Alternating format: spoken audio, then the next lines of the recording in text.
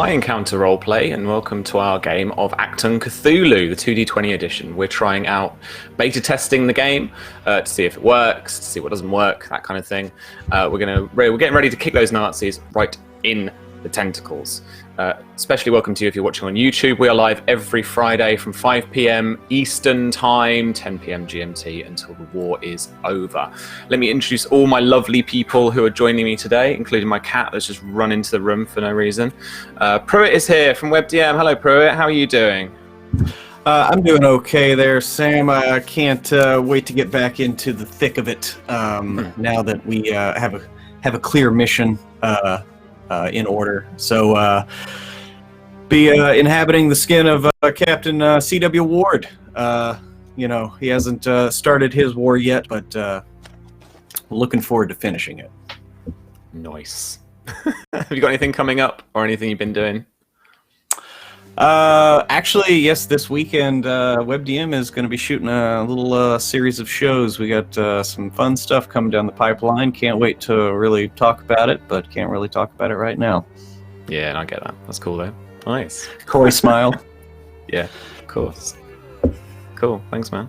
And then Virginia is here from Modiphius, my fellow colleague, RPG person-y, developer person. How you doing? All right? I'm all right. Yeah, I'm a developer person. I sometimes do stuff that helps make games.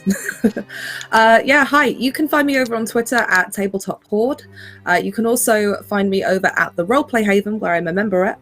So if you want to find a place to do some fun role-playing in London or Cardiff, you can have a look at us at roleplayhaven.co.uk or rphaven.co.uk.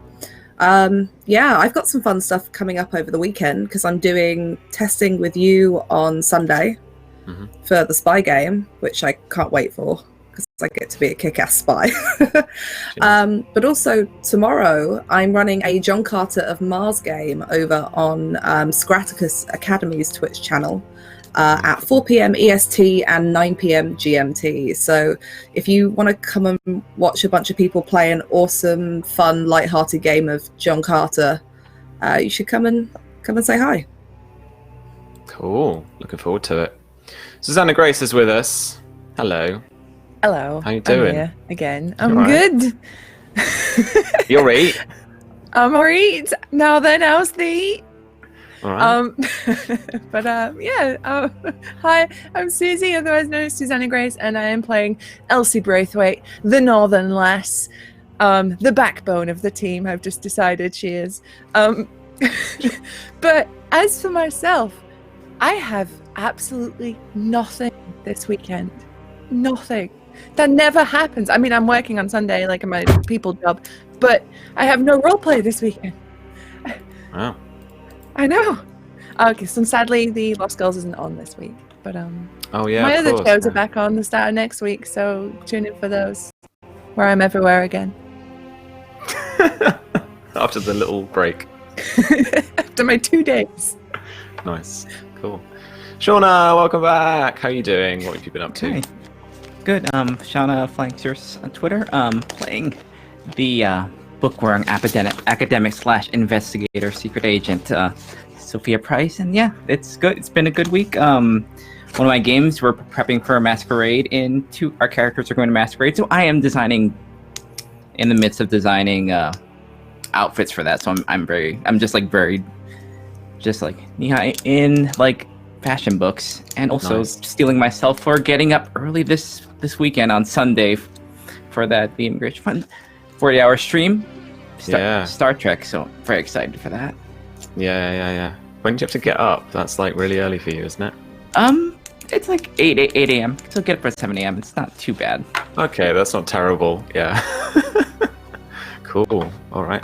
And Callum is here from the Rollies podcast. How are you this evening? Hello. All right.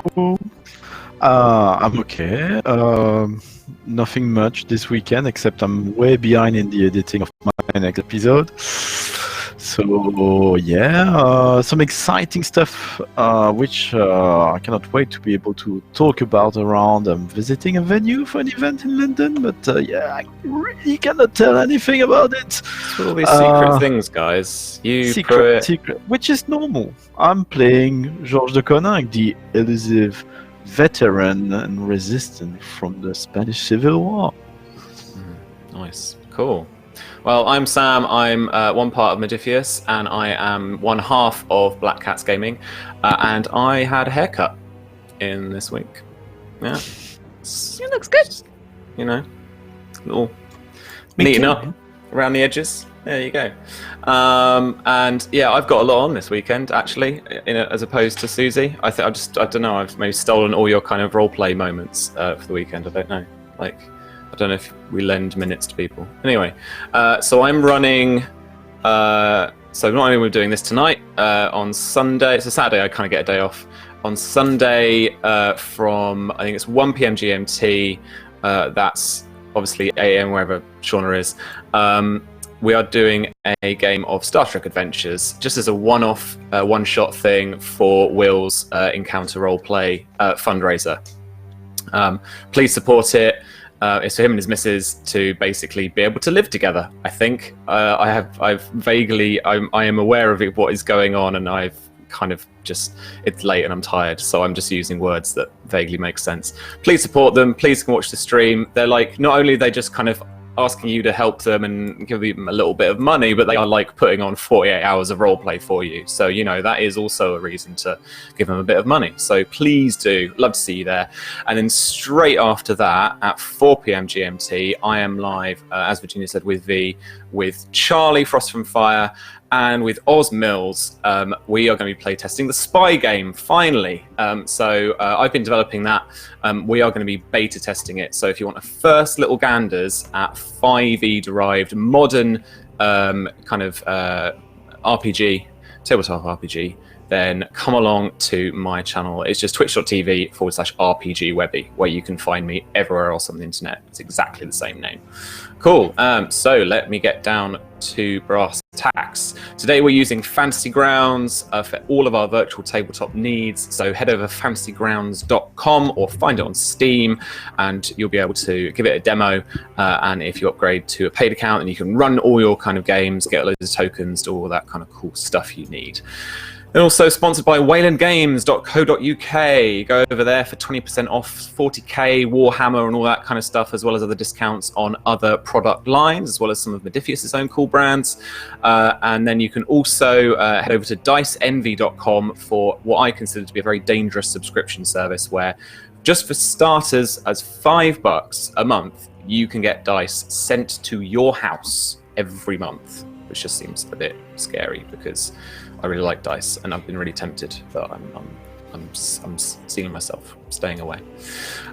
Please retweet our live tweet for today. That will really help us out, and I think I might be a giveaway. I'm never up to date with this kind of thing, but if we get 20 retweets, then we'll celebrate. We'll do a little dance. We'll have some fun. You can also donate for the stream in many different ways. You can give our lovely allied investigators critical successes or failures, or what we call complications in the game for 2d20. You can give them mythos magic surges, so I will make something mythosy out of the wild magic surge. We're on the table and we'll make it appropriate for the game. Otherwise, you can give them a cool bit of spy gear, or kind of like next time we do some like requisitions, which is this session actually, so bear that in mind. Or if you want just some spoopy mythos monstrosities, then donate a bit more. You can also donate vehicles, and for 300 quid, you can even bring Cthulhu along. Like, I'll just turn up. I mean, seriously, try it. I will. Well, I'm not joking. 300 quid. Yeah, yeah, sure, yeah. I mean, it would be problematic on so many levels. Yeah, I mean, you know, it's gonna end the game pretty quickly, but you know, if you want to see it happen, that for the fundraiser. Yeah, we could take him. Sure. Yeah, just. I've got to come up with that for the stream. I think for Star Trek, maybe Q turns up. I don't know, something like that. Oh, that would be nice. Oh no. Q turns up. Oh, I mean, yes. you know, you want to derail Q. Q's great. Mm-hmm. Yeah, that could work out. Cool. All right. That is, I think, all I needed to say. Please donate. That'll be lovely. Thank you very much. Cool. On with the game. So, just to recap. Last time, our group of allied investigators closed in on their prize in Vienna, the research notes of Dr. Bolo Ehrlichman, but not without the help of a strange man in a dusty old bookshop. The apothecary inside, a friend of Ehrlichman's, guided the group through a scrying ritual to see into the past at the moment the doctor buried his notes, and where. This led them to the public burial site of Dr. Boltzmann, the physics theorist and originator of the theory of entropy.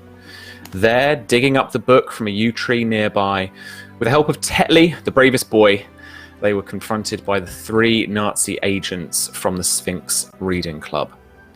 Dispatching their leader quickly before turning on the other 2, our brave investigators escaped with Ehrlichman's research, leaving the Nachtwolf agents at the hands of their chemically resurrected zombies, conductors Beethoven and Strauss. You couldn't make it up.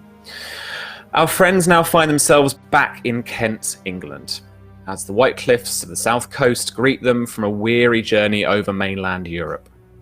Landing back in Biggin Hill, they are driven once again to Clements Park, a few miles away, but this time by army. And that is where you guys find yourselves. In the back of the truck, an army truck with the green canvas, olive drab canvas, stretched over lots of those poles, giving you just enough room to stand, but it's one of the longer kind of truck vehicles. The convoy consists at the front of another olive drab Land Rover, and you can see out the back as well, there is one following you behind. There are 2 guards, just army lads, inside the truck with you. One at the very end towards the back, the latch, the door, is smoking a cigarette out of the side of the truck. The other, and he's not paying much attention to you, but the other one up near the actual cabin, much near the driver's end, is kind of looking all at you, just quite casually, as you all sit around under this armed escort to Clements Park.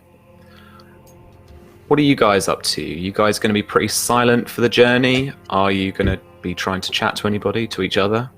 Who has the research? Are these soldiers British, American? They look British to you, Okay. based on your knowledge of the kind of uniforms and the cuts and the shapes of stuff. These are British lads, yeah. Cool. Just want to make sure. I feel like Elsie would be really chatty to at least one of them. You'd be like, "All right, lads, got a light," just chatting as he's smoking away. Oh, I love you. I do have one. Hey, Derek, you got one? And his friend's like, "What?" It's a bit dopey. Yeah, light, mate, you got one. And he throws you a box of matches. Okay. So, how come you stuck with us then? Well, just, escorting you to Clements Park, It's a bit of a production in it, though, for just a couple of folk. Oh, told you lot were important. Are we? Oh, I thought we were. Are we I were headed to the firing squad. Oh, yeah? Yeah, probably. I mean, if we got all these trucks, then yeah, I guess we are. I mean, after what George pulled in Vienna. Well, they didn't tell us much, but, they told you were important, and there's all sorts of stuff going up on Clements Park, so we can bring you in, I guess. What kind of stuff? Well, how long have you been away? How long have we been away? It's probably about a week, I think. Kind of journey time, Mm-hmm. bit of planning. There were a few days in Vienna. On the way back too, you probably would have stopped off at a couple of places as well. So it's been about a week. About a week, yeah. Longest week in my life, but it's been a week. Yeah, no, I get that, mate. Because it's all changed, mate. There's blackout stuff going up. There's people getting evacuated now. Trains pulling up King's Cross, Paddington, places, putting the kids out in the country, all that kind of stuff. Down here, I mean, Biggin Hill's just exploded with people. It's crazy. So yeah, I mean, something's going on in Clements Park. They're building it up for something, but I don't know what really. Suppose it's not our business to know, really, though, is it? If they want us to know, they tell us. Well, you're not part of it, or I'm RAF, mate. Oh yeah, no, I saw the uniform. I'm just saying, you know. But I thought you were all part of the Clements Park thing. I don't know. He Some looks days at don't know all me, of you ask one me, by Elbow. one. Yeah. He looks at all of you one by one, and kind of like, are you not all in on it? And then Derek's Yeah, like, of course we are. "Wait, shut up, mate. What are you going on about? Shut up." He's like, "Well." Do you reply to him? I just say, I don't know me, ask me, Elbow some days, and just if any of these lot want to chime up or anything. I will just say, so is Chamberlain still flying back and forth between London and Berlin? Say again, mate. Is your Prime Minister still flying back and forth between London and Berlin to have toilet paper signed by Hitler? Yeah, probably. I don't know, mate. I haven't heard nothing for the last couple of days. It's all getting very serious though here. Don't like it. Oh, serious? What happened? Abroad? No, well, just like I say, like all the air raid wardens have now, they got like a stick up them now, and like, it's all the blackout stuff's going up on your windows. You can't have your car lights on at night. All the gas masks have been like issued, rechecked. There's been a couple of air raid like tests and stuff. It's all going on.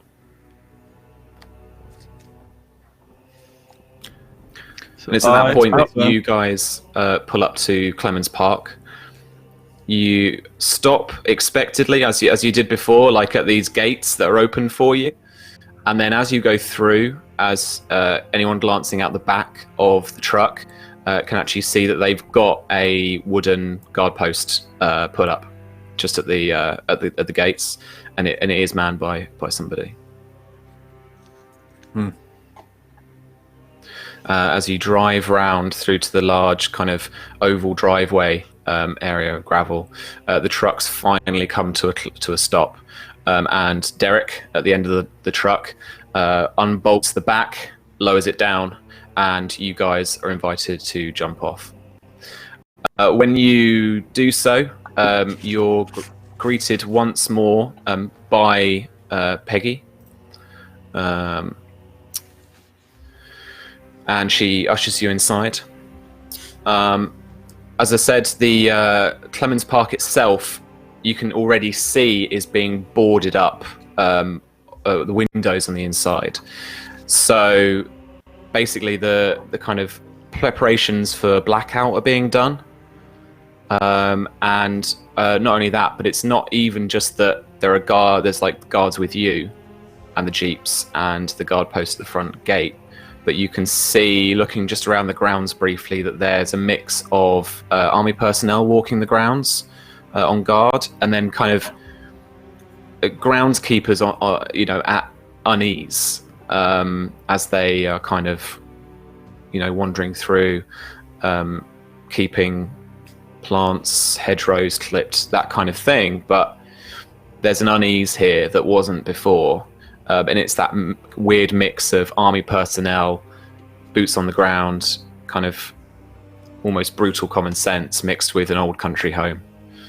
And Peggy invites you back in. As you're walked back into the drawing room that you guys once found yourselves in, talking to Alec, two figures stand in front of you.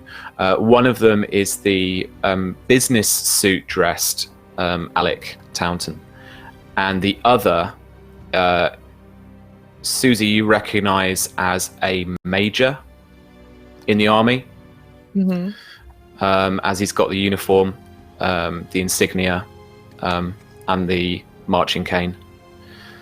Sophia, you recognize him immediately as Major Lawrence Grand. This is essentially your boss. This is head of Section D.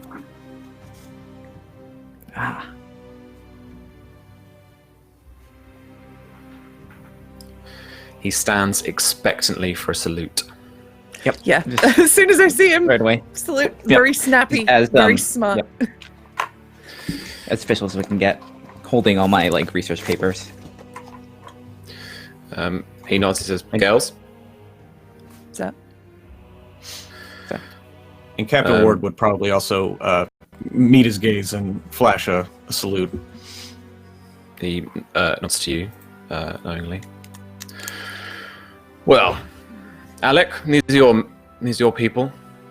And Alec steps forward, and he's actually quite nervous with the Major. He's, oh yes, yes, they are. Yes. So, sorry, let me introduce you. This is Captain Ward, American chap I met out in Texas. This is Constance Price. Constance is a bookkeeper in London. Works very much on the kind of occult side of things, that kind of thing.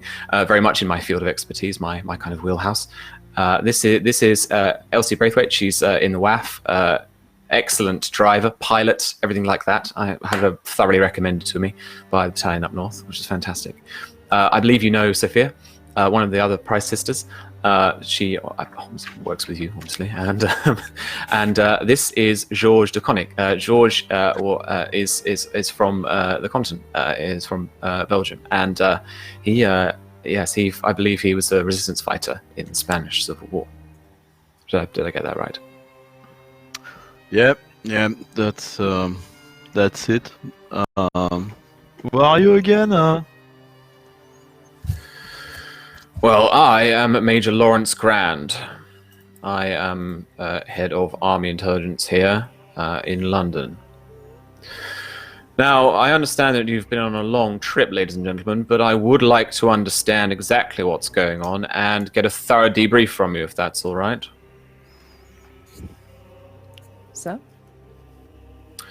So, Alex sent you on some endeavor to dig deeper into this man Ehrlichman's disappearance. What did you dig up? Well, it's funny you should say that. We've discovered some quite, and he looks over at Constance, upsetting, maybe jarring information. Disturbing. Maybe she would be better at explaining some of what we saw. Oh, this is not an easy one to explain. Major, what is your opinion on magic?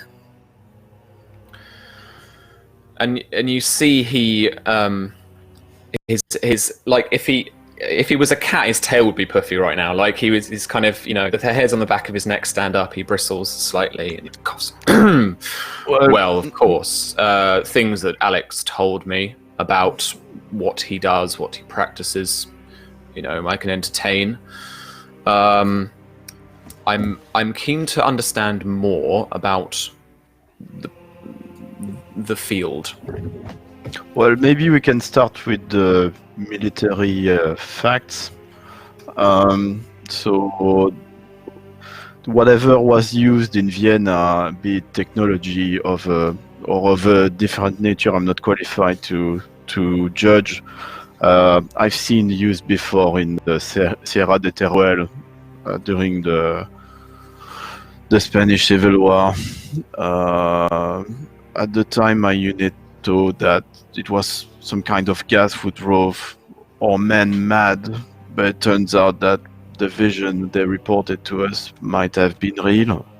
And Did you what say they gas? saw, yeah, or that's what we saw. You can see next to him Peggy taking notes, just in pencil, very quickly, shorthand, in a little journal. I can leave you my research on the gas. I've done my own analysis of it. It's quite toxic and strange. It appears that they're in possession of some advanced technology and wanted to find some of their research to find more of it spread out through the world, apparently. This gas was set off in a graveyard that we were in while recovering some of Ehrlichman's research. And it brought back the dead from their tombs. I'm sorry. This gas went off in a graveyard we were in, Major, and we all watched as tombs cracked open, and those that were once dead tried to kill us. So if you have any opinions that somehow magic is not related to this, or that perhaps it is something that you can only entertain, I would caution you to think twice. It is very much real, and whatever they are using, it has something to do with it. We encountered... There were people with tattoos of a wolf and a cog's head, which George says he's seen before. Yeah, they were on the tail of the German bombers which bomb our units in Teruel. Yes, it would I'm appear sure the forces we encountered was Nachtwolf, Yes, the Night and they Wolf, appeared I heavily thought so. armed. We have Ehrlichman's research. We know what he was looking into. But there was mention of a place called the DOG Archives, where he was supposedly meeting members of the SS. That's the, I believe that's the German archaeological, the civilian division. He was researching an artifact recently uncovered, a black stone, very similar to the Rosetta Stone. He was trying to use it to trace Germanic history. From his research, what me and Sophia have looked through so far on the way here, which is a small fraction of it, it alludes to some kind of ancient artifacts that he believes came from Atlantis. There was a German expedition that brought back a manuscript from Tibet that corroborates a lot of the translation. But apparently somebody within the Wehrmacht were determined to try and find the artifact to turn it into some kind of weapon. Where did you get this from? Sorry, so interviews, interrogations? A journal that was buried in a graveyard that we found by scrying. And he looks at Alec when you say the word scrying, and then looks back at you.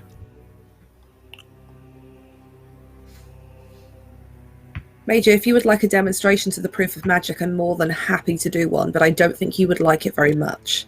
Magic is very real and very dangerous, and whatever they have hold of, you should be very concerned about. Yes, I can vouch for the accuracy of the scrying. That's how we found the artifact.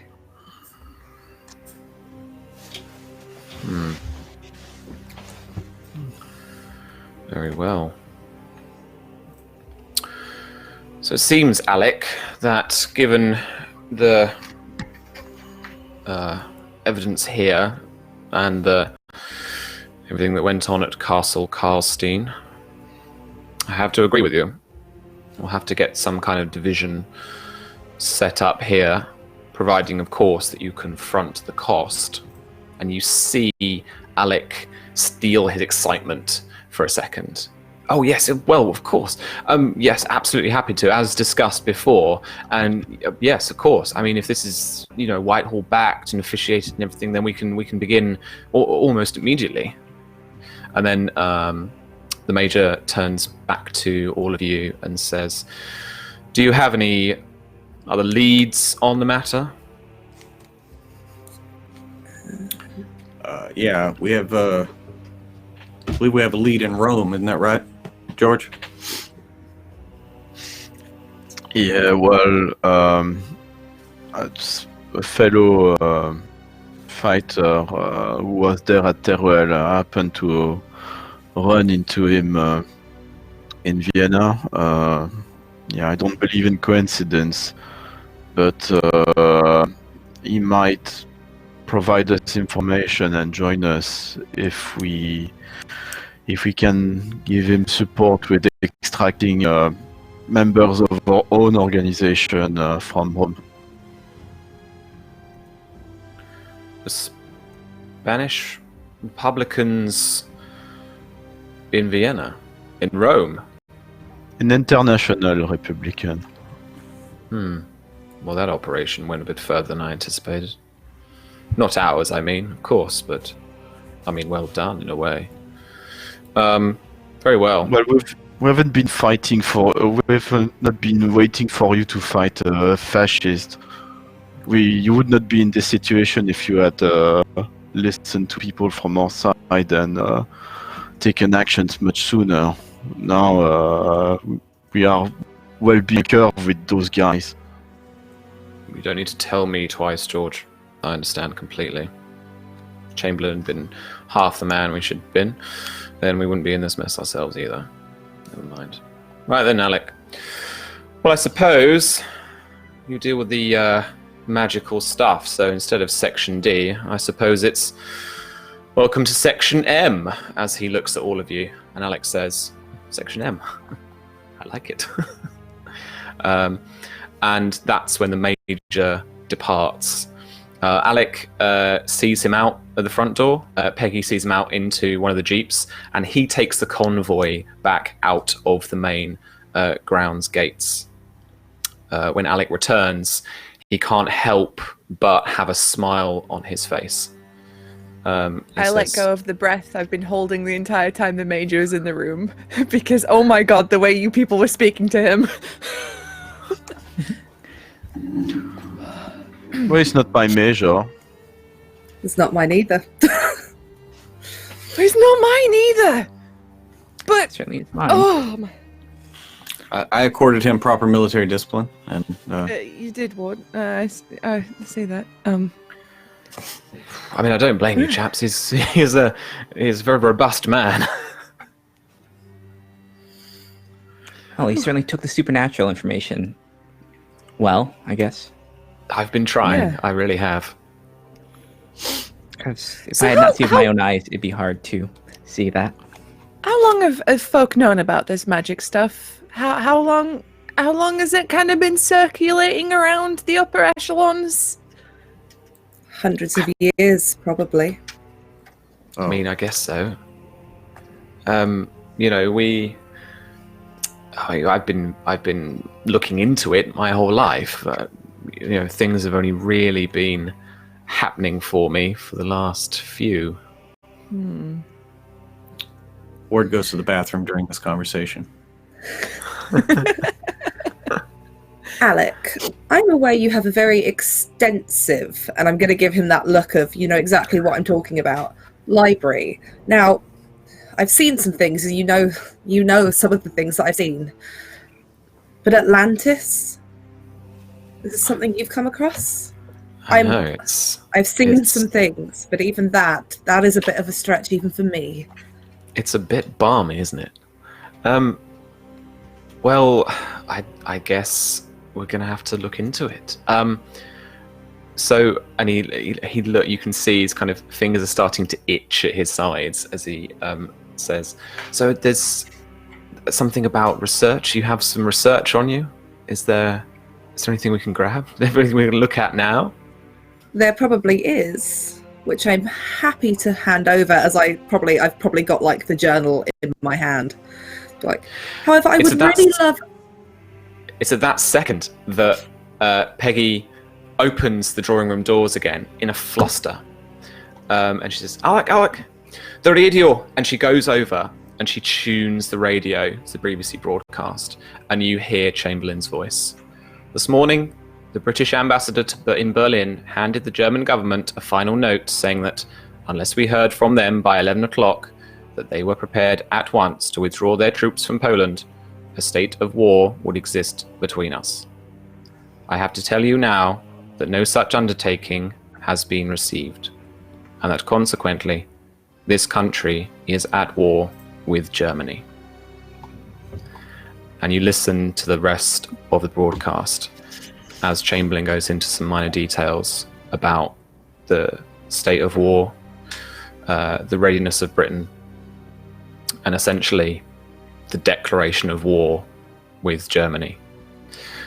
From the news report that follows, as you've been a bit disconnected the last couple of days, it's become apparent that Germany has been taken over parts of Poland, has been bombing its major cities, and has basically started to invade en masse. And as Chamberlain's broadcast said, they issued a diplomatic ultimatum to them, and if they didn't hear back, then war would be declared, and that was the country's notification that Britain was now engaged in war with the Axis forces. The drawing room's at a bit of a mix of shock. Maggie still has an air of kind of preparedness and diligence about her, even if she's been taking it all in. Alec is wearing his heart on his sleeve a little bit and is quite exasperated by what's being said, and just kind of looks around at all of you. Says, well, I guess that's it then. I leave the room, very apparently not upset by what I heard so much as I seem very mad at the people around me. Mm-hmm. Ward Where do comes you go? back from the bathroom. What's everybody so quiet?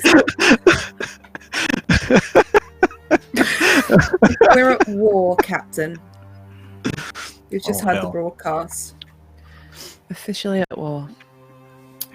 Well, as I'm leaving, I say, well, the US is not no fellow Britons. You know how it feels like to wait for people to join your side and to wait for their help. And then I leave. Where do you go? I think I will go. I don't know. I go outside to steam off. I'm really mad that people seems to be surprised or disappointed. For me, it's the point I've been waiting that all their disillusion come to their sad conclusion, and today is the day for me and a lot of people, and it's really driving me crazy. So I go out and in the park and I find some alone time like this. Sure. You, Constance, I imagine then you then share this journal with Alec. Yeah. Um, I'm and gonna. it's- Go on. Sorry, go on. I was gonna kind of move it along a bit. So just that, it's then kind of moving through that day that you guys begin to kind of unpick a little bit of what's going on.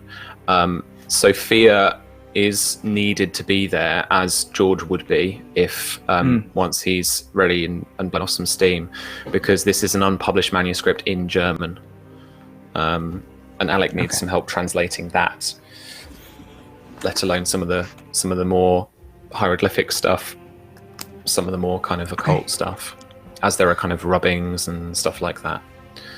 But as you guys carry on looking into research, you guys will basically find kind of an overview of what is contained there.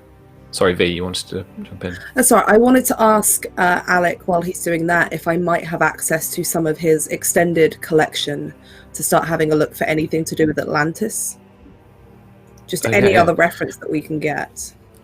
He opens up his library, and actually Peggy helps you check through some of the volumes on his bookshelves. You notice at first that he's not going into that little secret library bit that you uncovered on one of the first episodes. But there's still plenty of material here that could help you along, just to kind of grab bits and bobs in terms of any myths of Atlantis, anything like that. So yeah, essentially, this unpublished manuscript is a big kind of mix of stuff. It's written in Ehrlichman's own hand, and the journal contains fresh translations of the Black Stone. My cats are attacking each other. So fresh translations of the Black Stone that was discovered by the German archaeological kind of division at Sais before the Great War. as well as the archaeologist's own research notes regarding his discoveries about this black stone and various things about it. Upon closer inspection, the journal is split up into sections. The first of which is Ehrlichman's justification for carrying out the research. After this, it comes what appears to be a long and rambling story, which takes up several pages, marked as Bergdorf's translation. The next section appears to be a repeat of the one before, but certain areas are heavily underlined in red ink. At the end of the section are notes pertaining to the highlighted stretches of text, which seem to suggest that there was something flawed with the original translation that was carried out by Bergdorf. After that come 5 more sections, each headed with a small snippet of the translated story from the translations. Beneath the quoted text are Ehrlichman's conjectures as to what the clues could mean, and a variety of sketches and plans and questions and surmises based on his personal research. There are diagrams of strange-looking pyramids, odd statues, and something which very much looks like a Rosetta Stone, amongst other things. Tellingly, towards the end of the journal, there are notes on his meetings with those inquisitors of his. They're very brief, and they're kind of slotted in right towards the end, but they are full of misgivings and foreboding. And the final sentence, Sophia reads, I have given them only Bergdorf's translations as my own. Something in their questioning bothers me greatly, and I can always plead ignorance should the old man's work prove to be as flawed in certain areas as I suspect. Stuffed into the leaves at the back of the book is a separate rubbing of the stone itself, close to something that resembles a grammar key. Egyptian hieroglyphics are written down next to strange runic script from the bottom section of the black stone, with German translations next to them. So basically, in summary, Ehrlichman began retranslating the Black Stone in an attempt to trace ancient origins of the Germanic peoples. So that was his justification for doing the work that he was doing, talking to the DOG, that kind of thing. And obviously he's been reworking some of the original translation work from Bergdorf because he doesn't think that is quite right, and he's finding the flaws and he's trying to correct them. There appears to be some sort of powerful ancient artifact, is what he's coming to terms with, that was split up in antiquity, and parts of it he think are hidden in 5 far-flung locations scattered across the globe. And some of these pages, I'm actually going to give you these little translated stories, the first bit of each section, and after that are suggestions and thoughts and some kind of theses on where these places could be or what they could be referencing. He is quite clear though that he thinks one of these locations is the Eternal City of Rome itself. So it ties closely into what you guys had already flicked through and were thinking, and it ties in also with the mission that you had to help the anti-fascist agents as well. The artifacts are allegedly from the lost civilization of Atlantis. At least that's where he thinks they're from. What that form that takes isn't clear right now, but that's what he can kind of, it's the only kind of main link he can kind of draw it to. From talking with people in the Wehrmacht, also some contacts in the DOG, and then also finally a little scribble towards the end, corroborated by some of his investigators. There was a German expedition that went to Tibet, and they've brought back a manuscript, and he seems to think that it corroborates the information that's been found on the Black Stone that he's been working towards and he's been figuring out himself. He's convinced that someone in the Wehrmacht is determined to collect these artifacts, bring them together, and knowing the way that works, make a weapon out of it. Bring these parts back together to form one whole machine whatever it is, and try and use it in the form of some kind of weapon. So let me try and grab these these things for you.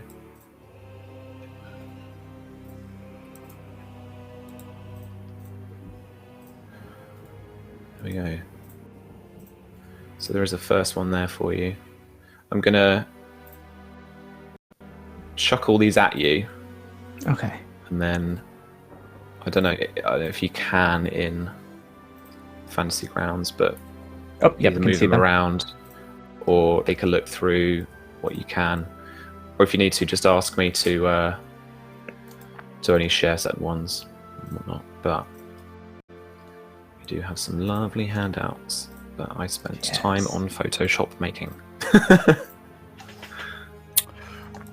Remember in Fantasy Grounds, if you grab that little eye on the top left, and you can drag it down in one of the numbered slots on the bottom to save it. Oh, that is a helpful tip. So that way you can exit and just click on them and clear up the screen. I like it. So these are the starters of the 5 sections. Each of them giving some kind of story, some kind of clue to what they're talking about and where they could be talking about particularly. This basically opens up, and I'll tell you out of character, this basically opens up the campaign to go where you guys want to go. So it might be that you think you have a clue, or we do some research because you want to follow a particular story, particular clue. We can then do some research and then go try and figure out that location and go to it and fulfill that part of the story. And it's each of these sections that pertains to one part of this machine that Ehrlichman's working towards. He calls it, and for the sake of the game and the campaign, we'll call them the Palladium. So the machine itself is the Palladium. All right. Oh my god, we're gonna uncover the GURPS system. Oh my god. What? Oh wow. Does anybody want, for the benefit of the class at home, does anybody want to give some a read in a really dodgy German accent? Yeah. So which one should I start with? Try the Far Across Waters one, maybe. Okay. Far across the waters, to a world ancient in its modernity, they will flit and fly, having starred into the golden, implacable eyes of eternity. They shall not know how long they have traveled, only that they have arrived. In the land of high, cold desert, they will search for pure water to wash away the sins of their hubris. But those eyes will not disdain to look forever, and the children of our celestial orb will find that which is corrupt and revere is as the gifts of the god, merciless in its glowing wonder. And with the coming of the conquering lords on horseback, shining silver in the light, the world will crumble and will fade into broken memory as if they had never been. Need to practice that. It's all over Beautiful. the place.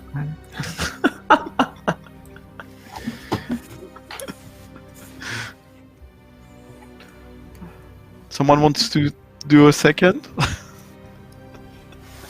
Yeah, I can do the safe within one. I'll just maybe not in the accent. Safe within the desert hillside will they hide, like frightened rodents seeking shelter from an unseen or imaginary enemy that never comes. For that they are too small to register in its consciousness now that their greatest toy is broken. Not a place of heroes, although, with time it will be named so. The warmth to drive off the hardest winter, the sanctuary home of the great king whose sin shall remain nameless, unspoken, his pride as great as those he is mistaken for, whose downfall he yet shares. Within the hill, beneath the golden fires of devotion, also forgot, awaiting the flame, both burning and unburning, the eye that cannot see as it sits. And what their oblation be that seek to find it? And what their lie, their sin, their salvation? Through the fallen sun God's gate, by his unbroken oath, his leonine nemesis, yet brother, his father's reflection, shall hear the echo of their roar in darkness all.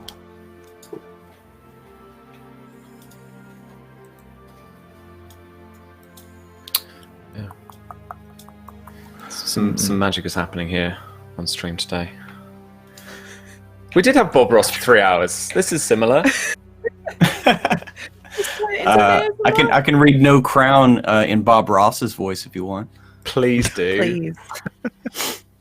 And I'll do Mortal Princeling afterwards. Nice. Well, no crown can hold a gem so large or lustrous as that which butts heads with such mystical peaks.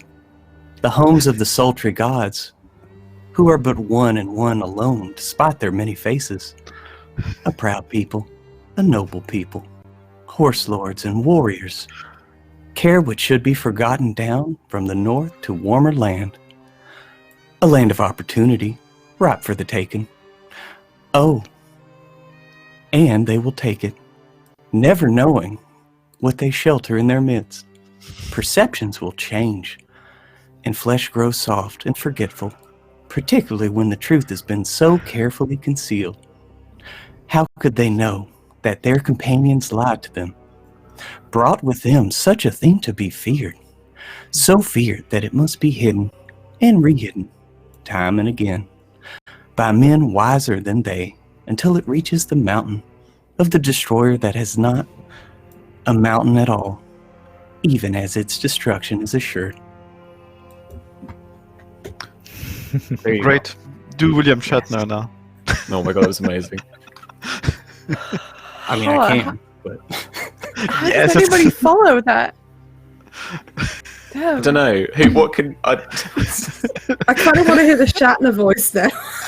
Yeah, right. Pruitt Shatner, let's go. Which one? Shatner. Which Yeah, one's come on, next? performing monkey. Come on. Put a quarter in my ass and I'll do anything. Anyway, sorry. Which one are we doing now? What, the Mortal Prince? Mortal Princeling? Yes. All right. All right, this is my awful, awful Shatner. Ready. Where the son of a mortal princeling and the planetary embodiment of love does bring his stolen power, so shall a city he raised on the corpse of a sibling who has cheated death on the waters, but could not outrun its curse a second time. And the city shall be great, unending, glorious in its power and conquest. I'm sorry, I can't do this for this long. It's just terrible. It's conquest. Sorry. The heart of the empire, built on the blood of their lost forebears, and the faith and strength of men who know no fear, because they have forgotten what befalls the mighty when they grow too arrogant and proud. The warmongering raises enemies who glance with envious eyes at the heart which lies beneath, that which marks the center of the universes, the center of Cthulhu, about which all the worlds revolve. And not only the enemies are so easily put down as mortal men. Wow, there's no I just realized halfway through that there's no punctuation, and that really threw me off. It's just like a run-on sentence. Oh man. Yeah, maybe. Thank you. Yes, Jordan. Sprockets. That's where I get my German accent from. There you go. You had some I like you. You went a bit further eastward for just a few words, slightly more Borat than German. Oh man. I think Susie, you're up. Oh God, hang on. Go ahead. My face hurts. Who can I'm you not do? doing a nobody, and I'm not doing a German accent because I know an do Austrian someone. lady, and she terrifies me. Do the accent. I'll do my air hostess voice. All right. In the red and white land, the land of the black earth and the beautiful waters, they shall make a home, promising to remember the mistakes of the past so that they might never repeat them. That which they carry with them besides their thoughts and memories and fears shall be guarded, protected, and nurtured until such time as it is no longer safe to leave it be. And so they will seek to hide it, burying it deep in the hope that the light of darkness will never find it and bend its will to that of rigid order and insanity. At the rising of the sun on the horizon, there shall come a day where they should have foreseen, but have been blinded to in the surety of their faith and understanding.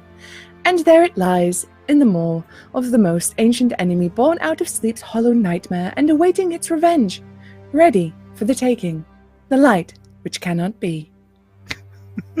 Bravo. Thank you for flying with British Airways. Yes. Integrates with the world. It's more terrifying. It sounds like you Somehow, one day you yeah. would hear. On NPR. Yeah. Oh, someone can do Ira Glass. That would be so nice. That was it, right? That was a handout. I think it was everything. So Yeah, so that's crazy. we were looking Depends at going what to Rome, right? Mhm. That was where Yeah. we were going next. That's where we had So- the first lead, yeah. One of these might match up with clues to Rome. Mhm. Sam, I have a focus in history and academics. Can I try and see if there's anything in any of these that would strike me as matching a historical description of something in Rome or referencing like ancient? I'm sorry, have I just made you get the book out? No, this is good. This is good. I'm sorry. No. Right. I'm that player. So the start of every of these like adventures gives me like a potted mythological history of every place, and I was like, man, that's a lot of words. Why do I need to know this? It's because of this reason. Sorry, Sam. That's all right. Okay. The origin story of Rome goes fairly similarly to this. Before the founding of Rome, there existed the great city of Laurentium, home to King Latinus. As the story goes, the hero Aeneas fled to Laurentium after the fall of Troy, guarded there by the spirit of the river Tiber. Tiberinus,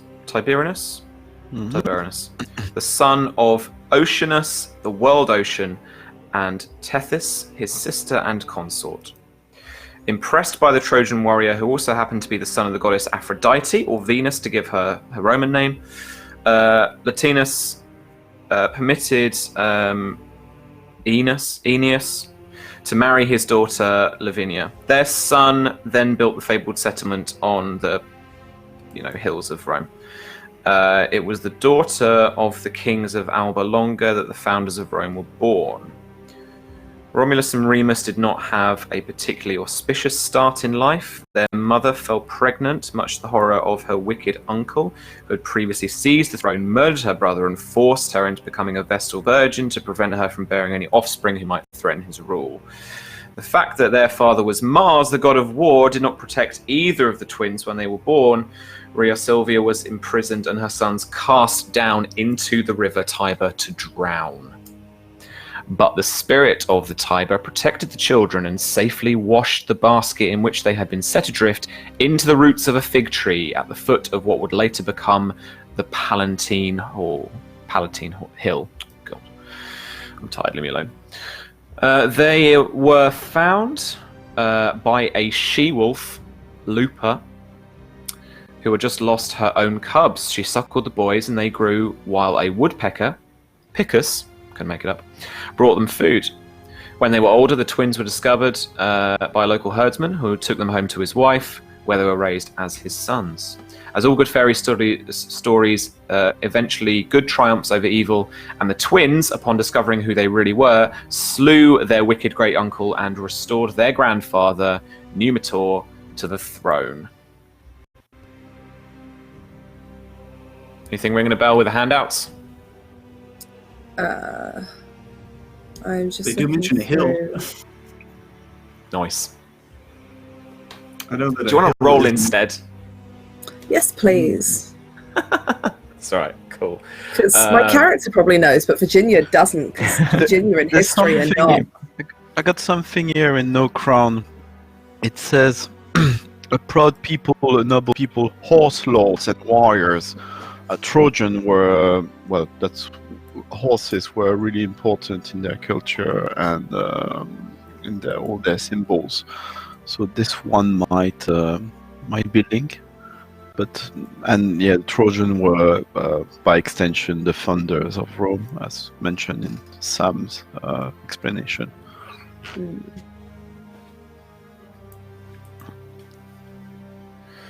Make me a reason and academia check with history focus. Okay. Yeah, actually, I'm pretty sure that's the one. Because it tells about, carrying something that should be forgotten, which was a sword from Hector to a warmer land. So that would be Rome, I think. That is one success, Sam. Cool. So, yeah, I mean, George is pretty on it and has got it. Did you want to ask me a question based on part of Ehrlichman's research for this at all? Is there a hint to a location in modern Rome that matches up to the place that I guess this is trying to talk about? Yes. Let me get the book out again. Sorry. No, that's all right. And that's not where we are. Where are we going? See, Constance understands history. Virginia does not.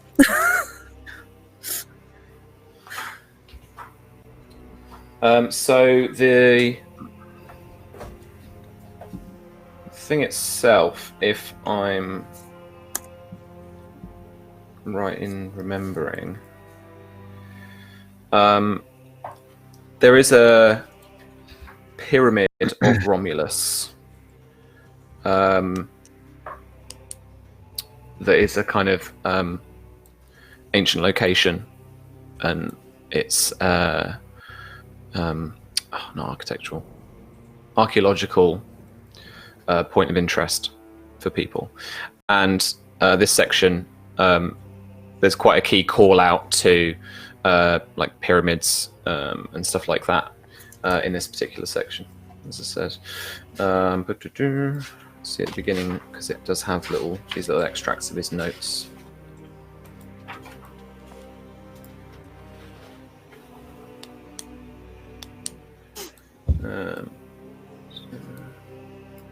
Yeah, so Romulus was the first king of Rome.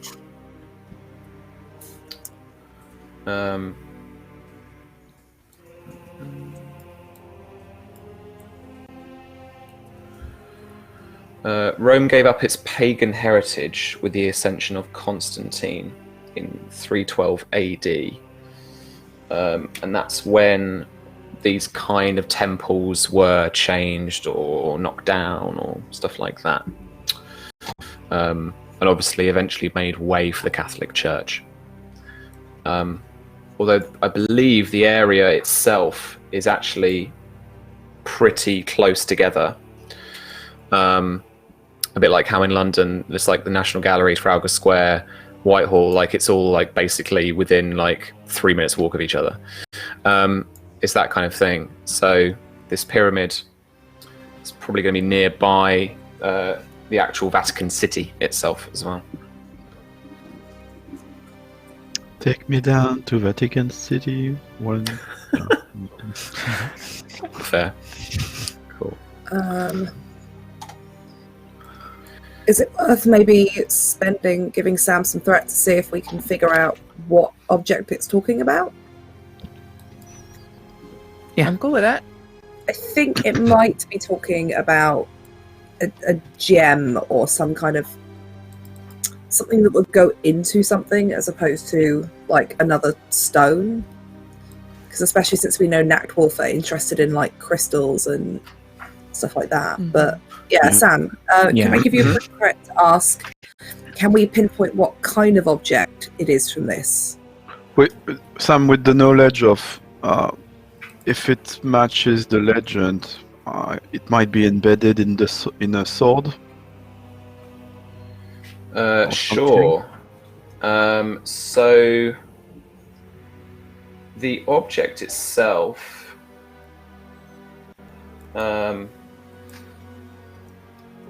it's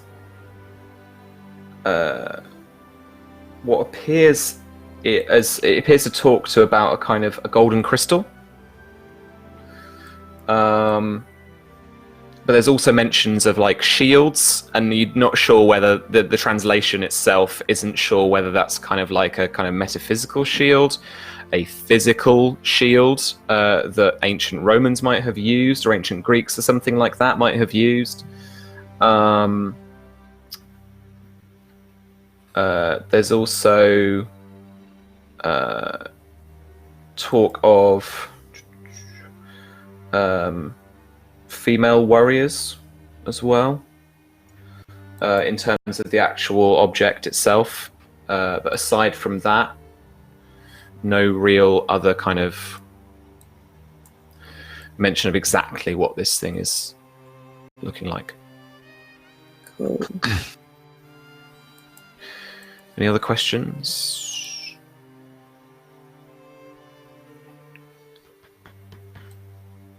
I don't have any, but I don't know if anyone else does. Can't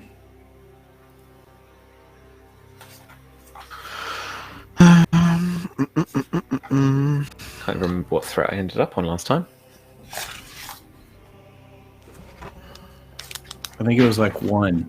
Pretty sure it was 1. Sure. I thought it was like -12. It was low. It was low. Yeah, I'd spent it on that encounter. If you got low T, you need to go see a doctor. Yeah. Sorry. So yeah, it was about 2 or 3 or something, I think. Since earlier on we kind of like dug out all that research and stuff about Atlantis, is there anything in those books that sounds like a kind of golden gem or a golden shield?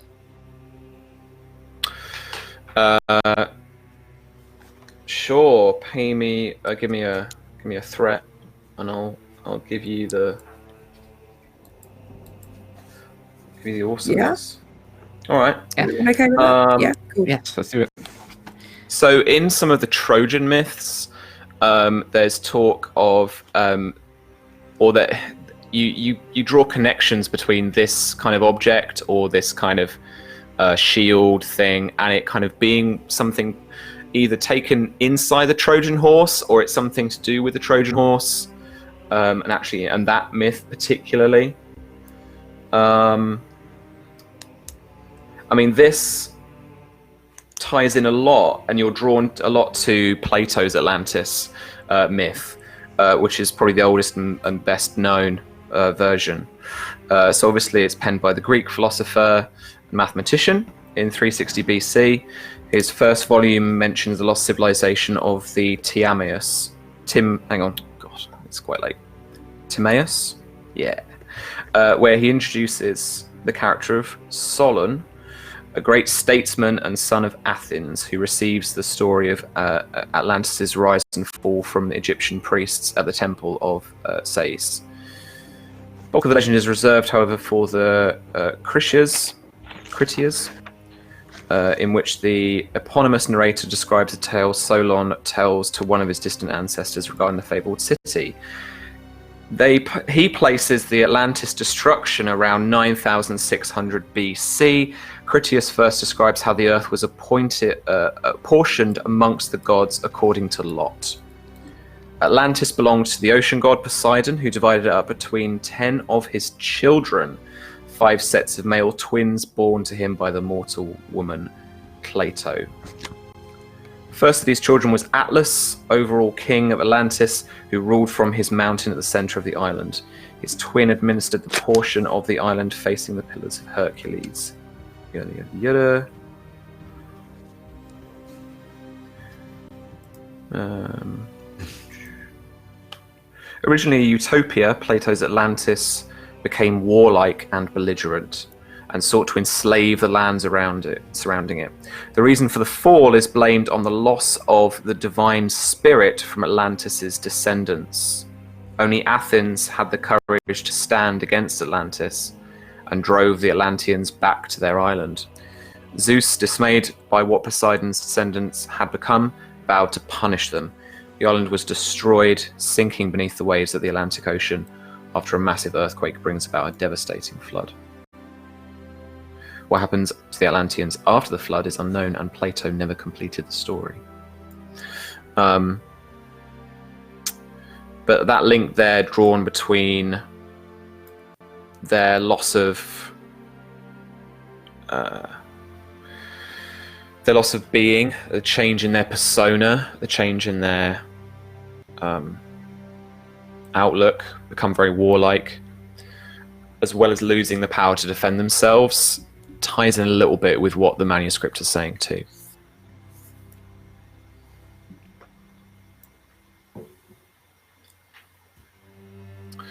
Any further little questions before we move on?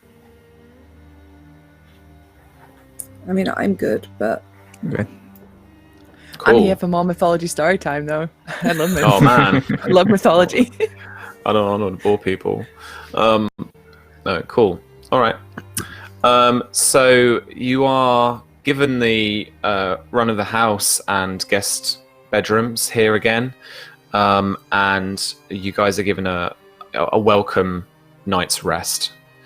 There's no formal dinner or anything tonight. Peggy and Alec, I think they kind of read the group a bit and figure out you guys are knackered from your adventure. So give you guys ample time to rest and relax.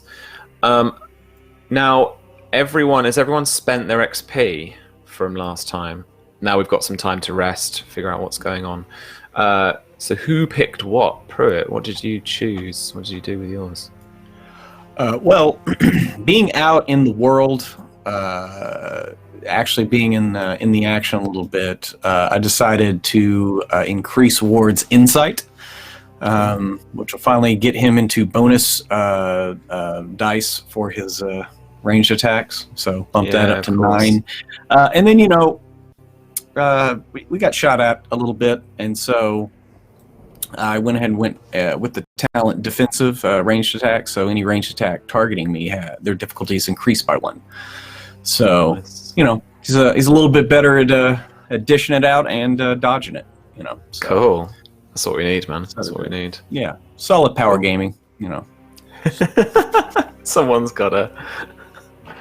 You know it. I'm gonna V, keep what y'all did you- alive to study more books. That's the point. Nice. V, what did you pick? I went for a new talent, and I went for deep expertise, because Constance's been doing a lot of research and has also kind of been learning from Sophia about how stuff is working, and has kind of had to dive deep into some of her magical work as well. So with this, I get an extra focus for any skill that I have a rating of 3 or higher in, and Wow. that carries on. So if any of my other skills over time bump up to 3 or higher, I gain a focus for them. Nice. So I took another focus in academia, in art, because in my head she's now looking at kind of not traditional art, but kind of occult art, particularly mythology and stuff that she would have been looking at and familiar with. I took sight in observation, which she's kind of learned to pay a bit more attention to her surroundings and probably picked a bit of that up. I imagine that Sophia's given her a pep talk about being aware. And I got one in persuasion, so I took invocation, which is all to do with working with weird supernatural stuff and entities and things like that. So I'm just preempting it. And then I took resilience focus for discipline, which is all about mental discipline and being able to not suffer too badly at the effects of things that might affect the mind, which I think she probably realizes at this point is really important, because somewhere down the line, karma's a thing, right? All of that stuff she's been putting out, someone's going to send it right back to her. So Sure. Yeah. All right, cool. Very nice. Susie, what about you? What did you take? So, I only had 10 XP. Well, I've got 18 XP, but I had 10 to spend. So I got a point into fighting because Elsie was slightly put out by her performance there in Vienna. Not to be outdone by the American, she's been hitting the range, practicing with her pistol. She's also taken to the gym, hitting the heavy bag so she can get some good use out of that trench knife potentially at some point. So I'm going to be a little bit better at fighting. Nice. With that little training montage, I'm going to say maybe we spend a couple of days, or people spend a couple of days at Clements Park while it's gearing up.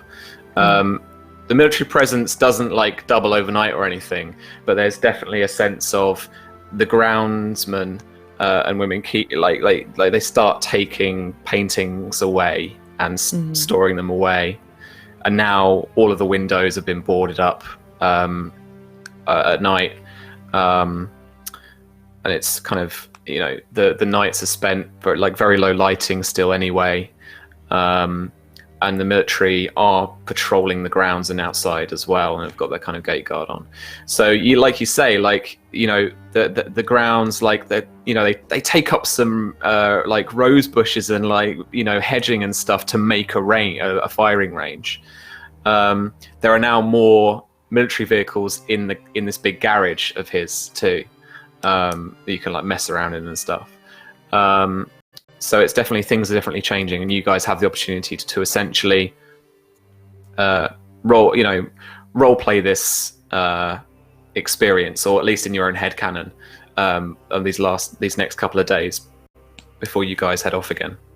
So Shauna, what about you? What did you pick? I'm gonna up Sophia's will by 1. Just all the research and study that she does is going to be no good if she loses her calm. Cool. In the sight of natural and supernatural threats. So Yeah. Cool. Gonna have to kind of steal up a little bit, especially now that it's a war. Yeah. Things Did you have any other opportunities to spend, or was it under the 20 mark? It was under the 20, so I still have a little bit. Hopefully next time, a little bit sitting there. Yeah. Cool. All right. Sweet. And then Callum, what did you say? I was also under the 20 mark, so I had only one thing to pick. I hesitated between stuff which would be a bit more collaborative, but it's a bit early. George is not integrated to the team. He's not there yet. But it goes both ways. Anyway, I decided to celebrate my achievement of being the first punching a Nazi in this game by picking up the mean right hook talent, which makes my unarmed attack gain the vicious weapon effect. So I'm not great at brawl and fighting, but when I do hit, it should hurt. Nice. There's a firm 2d20 favorite mean right hook. It's in pretty much every edition, I think, of anything we've done. So that's pretty cool. Nice. All right. So there's a good spread of stuff there, like a bit of taking another attribute, taking some more talents, and some other skills and focuses. I'm keen to get a quick bit of feedback mid-session on whether you think things are a bit balanced, because everything is 10 XP at the moment, and I'm honestly not sure. My gut says it's not. It could do with a bit of tweaking, a bit of kind of points tweaking. So I wondered if there was anything that was like that you think was either too cheap or maybe a bit too expensive or something. I don't think so, but I really like the Warhammer system, and all the advances there are the same exact price, like second edition Warhammer Fantasy Roleplay. Sure. And so like everything there is just like 100 XP, right? And I don't know, it just reminds me of that a little bit, so it doesn't bother me at all. I mean, cool. Sweet. All right. I think that like the cost for talents being 10 XP is really good, because obviously talents can quite drastically improve your character. I almost feel like the cost for skills at 10 XP feels a little expensive, but then I also feel like 5 would be not quite enough, considering how much XP you can earn in a single session. It might be a case Yeah. of just making it like 8 or something, but it's like, yeah, I Yeah. think you're right. I'm getting a sense that like, Mhm. because the skill or attributes, skill maybe is a bit more specialized, and focus is even more specialized than that, because you've only got 6 attributes to pick from when you're doing a skill test, but you've got quite a few more when you're picking from skills. So they should maybe feel a little bit cheaper.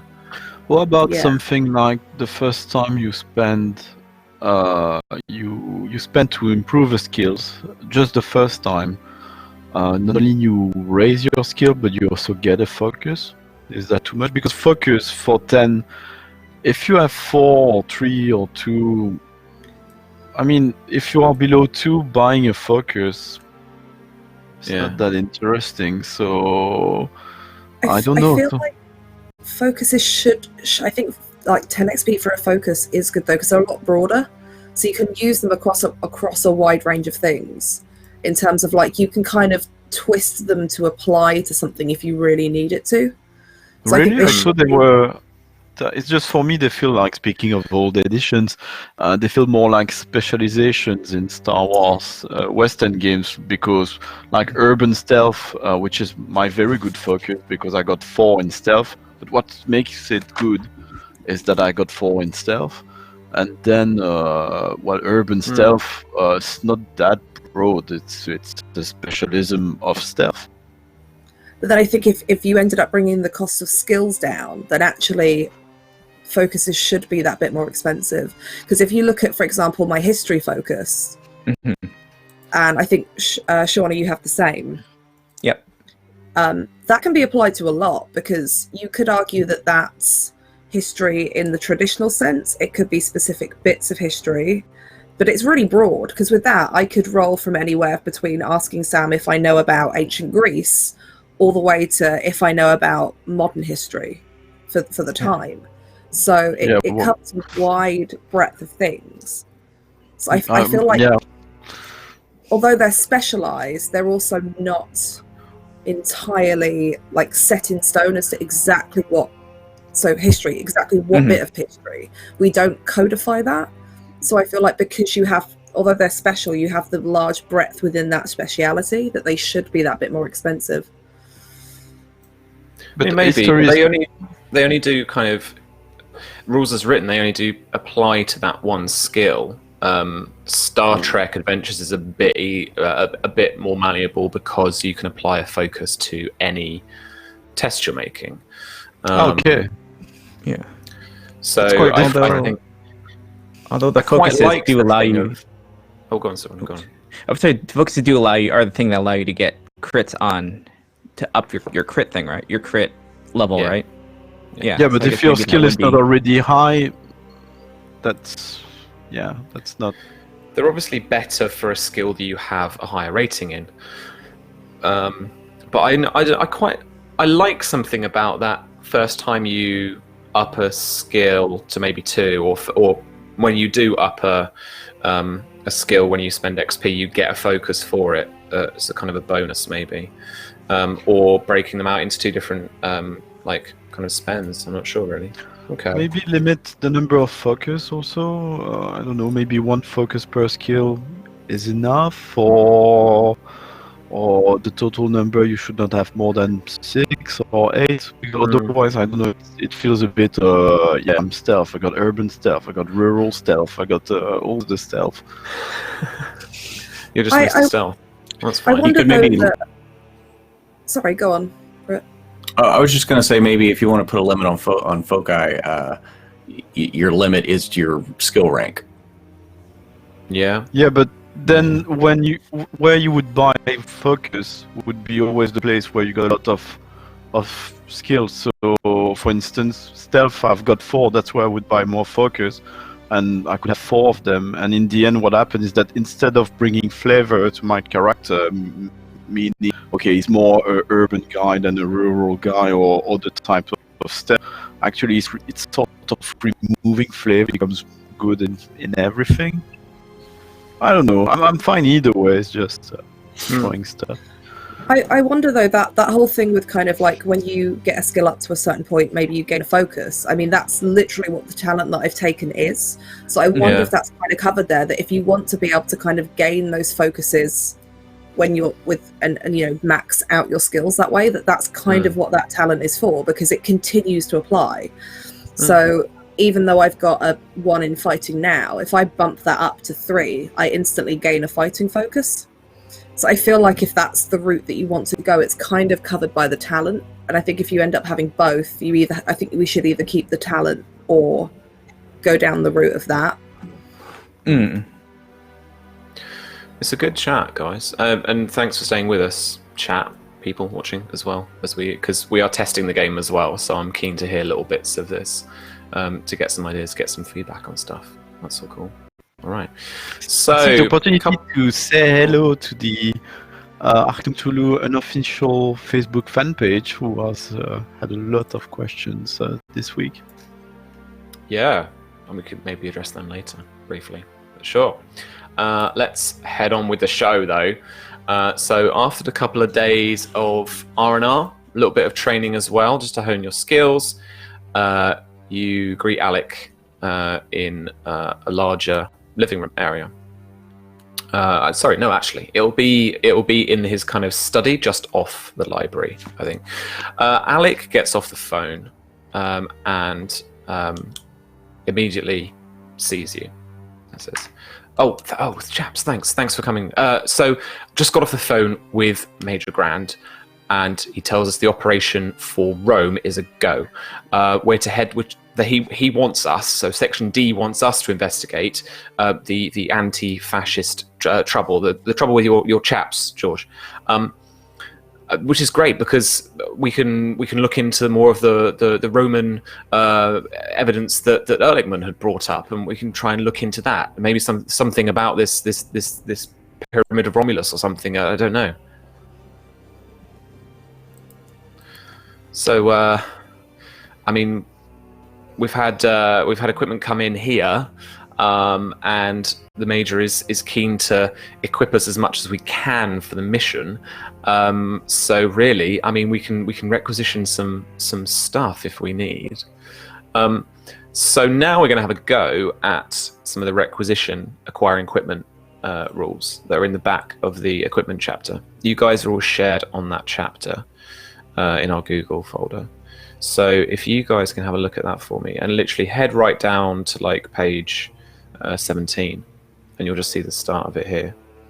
So this mission has low mission support. So we're just starting out in Section M. So whilst they've been getting a few things together for operations, we don't have all the gear in the world. So low mission support means we have 10 requisition points, and the maximum restriction rating you have for gear is rating 3. So you can requisition everything from ration packs and clothing all the way up to heavy weaponry and high explosives if you really need it.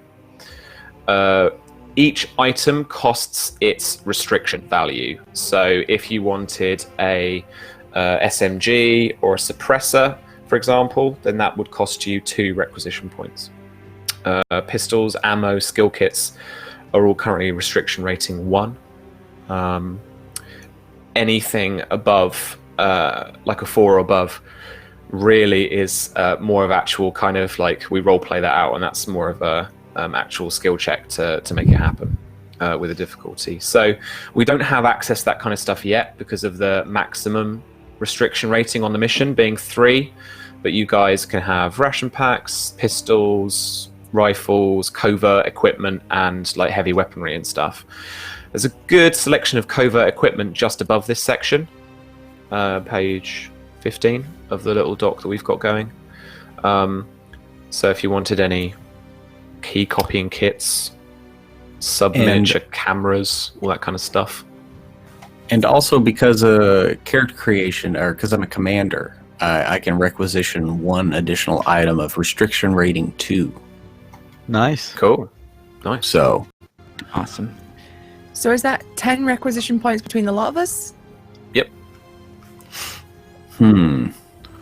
So you guys have still got your personal equipment, but this is a chance to get a little bit more specifically for your mission. Well, I So- think we're definitely going to need some explosives. Yeah, Yes. like, so here's the thing. I want a grenade. explosives. I don't know what I'm going to use the grenade for, but I want a grenade. I think you Yeah. want a silencer now that you have practiced Hey, your I have- handgun. I have a focus in explosives. I am an expert. See, too specific. No. Okay. What is that? Is that a 3? Okay. What were you looking at there, Shauna? Oh, if So- you don't mind, since we get real banged up, maybe a first aid kit from the treat So people for that's- supernatural and regular gunfire. If we need Sure. That will cost you 1 point of your 10. it. Okay.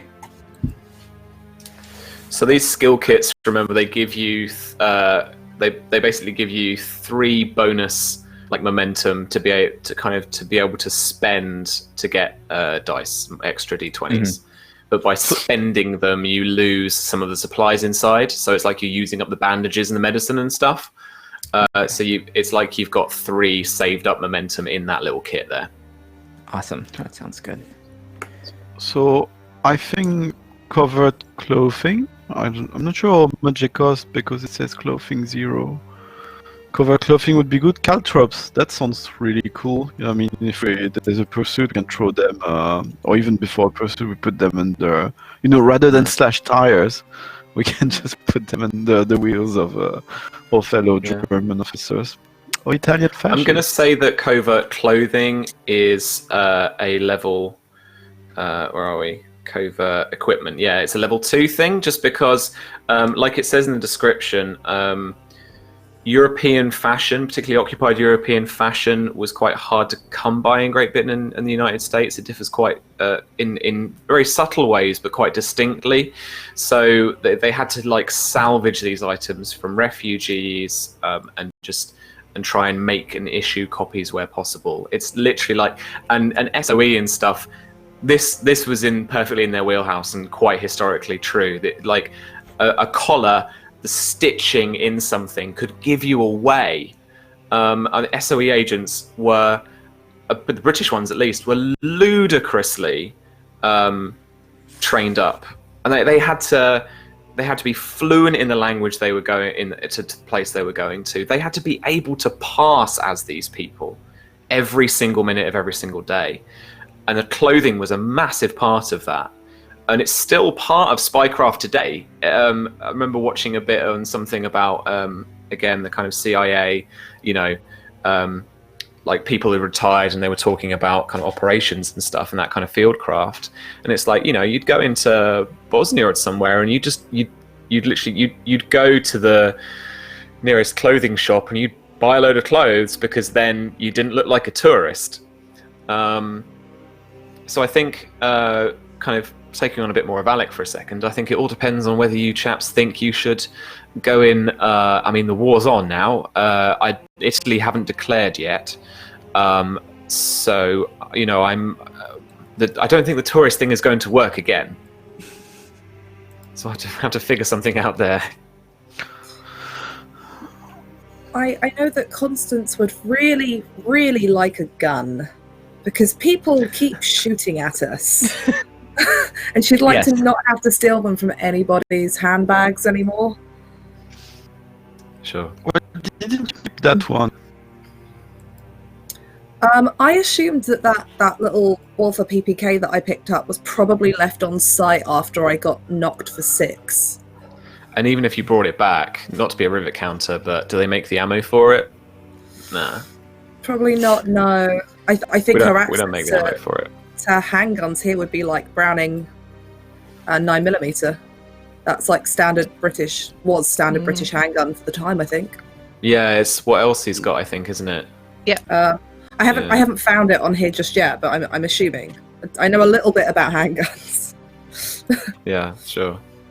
All right, so that first aid kit for 1. Mm-hmm. Oh, many grenades. So- It's Grenades. down to We 9. Our ammo doesn't like auto replenish. We have to requisition that. Ammo, yeah. So if you've got yeah, it replenishes. I think, yeah. Oh, sweet. Okay. You can restock here, having a bit of downtime. That's cool. Oh, lockpick knife, that's nice too. Mm-hmm. Oh, a Minox, I got that. I mean here, I got a Minox camera. So Oh, nice. quite, Sam, for the people watching, could you maybe explain kind of how ammo and stuff like that works in this game? Yeah, absolutely. So we've got these little things called skill kits, which mean that you basically, it's these kind of kits that you assign to one of your skills specifically. So for example, for something like engineering electronics as a focus, we've got electrician's tools. And that skill kit basically, as I said about the first aid kit, what it allows you to do is it has like 3 momentum built as the little kit. So that's separate from the pool that you guys save into, and that's separate from the momentum you generate in skill tests. But what you can do before you roll is you can go, I'm going to spend some of my resources from this kit to pay for D20s. So because there's 3 in there, you can buy up to 2 D20s. Or say you can buy up to 3 D20s across 3 individual tests, because they costs 1 momentum each to get your first bonus momentum, first bonus D20. And then ammo works in a similar way, except so it has 3 kind of like magazines, 3 points of ammo per thing, and each weapon comes with 3 points of ammo, and you can use that ammo to make salvo attacks. So it represents unloading an entire clip of ammo into someone or something to try and get more damage into it, like get a shot into it, at least. The kind of spray and pray attitude. By spending that one of those ammo points, then you get a new weapon effect on your challenge dice roll. So when you roll for inflicting stress on the target, so say you've hit it, then say it gives pistols all have the vicious quality if they make a salvo attack, which means that for every effect you roll on our special challenge dice, which are 2 sides of the d6, then you get an extra point of stress inflicted on your target. So we have all kinds of things for the skill kits. Like I've covered a bit of engineering, but it's got 3: 1 for mechanical, 1 for electronics, 1 for explosives. The ammo belt is the one for the fighting kit, so it basically gives you 3 more points of ammo and replenishes at the end. And say like, persuasion with the deceive focus, that has like identity documents, so that you can spend some momentum to basically show off your passport, show your papers. But by I can make the kind of leap narratively to think that you'd be using some of it up as you were doing it, because people are being more they're scrutinizing it more, like maybe it's rubbing off a bit, something like that. Medicine's got the first aid kit, obviously, so that helps with like healing people. The burglar's tools for stealth, and then the disguise kit for stealth disguise, that kind of thing. A few comments in chat about how often does the kit momentum refresh. So beginning of so what I'm doing is I'm doing that so it refreshes at the end of each adventure, also the beginning of each adventure, basically. So because we've got a little bit of downtime here before we actually rush off to Rome and do our stuff, we've got a chance to restock and then requisition some more cool gear. And the stuff that you guys are going to requisition this time around, once you're done with it in Rome, then it needs to go back to Section M, because they're going to need it on another op or something. So it's a borrow, not a buy. So Which is why we should spend it all on explosives. You can't borrow a grenade. You can't borrow a grenade, that's very Elston's true. thinking there. I can't fault it. It would be very helpful, because then we wouldn't have to get close to anyone that we need to deal with. All I'm saying is there isn't a problem that can't be solved by high power explosives. So I mean, you can get 3. You can get 3 charges basically. I think. Let's check the bombs. Hang on. So is it like a grenade belt? Yeah. You get like Mills bombs, pineapple grenades. That's the American stuff. Tire buster. Can we just train Tetley? So you like pull out the pin and hold down the trigger. Just train him to hold that down, run, drop, and just run back. Just strap it to Tetley. I mean, he'd still survive Off you that. trot. He wouldn't be able to bring himself to kill him. Off you trot.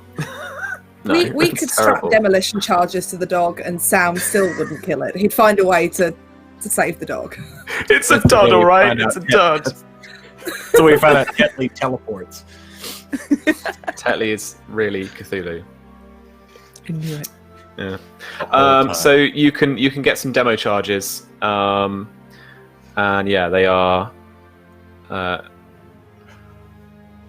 So when we get one, like the covert equipment, like clothes, does one 2-point buy that for all of us, or do we need to spend it for each person?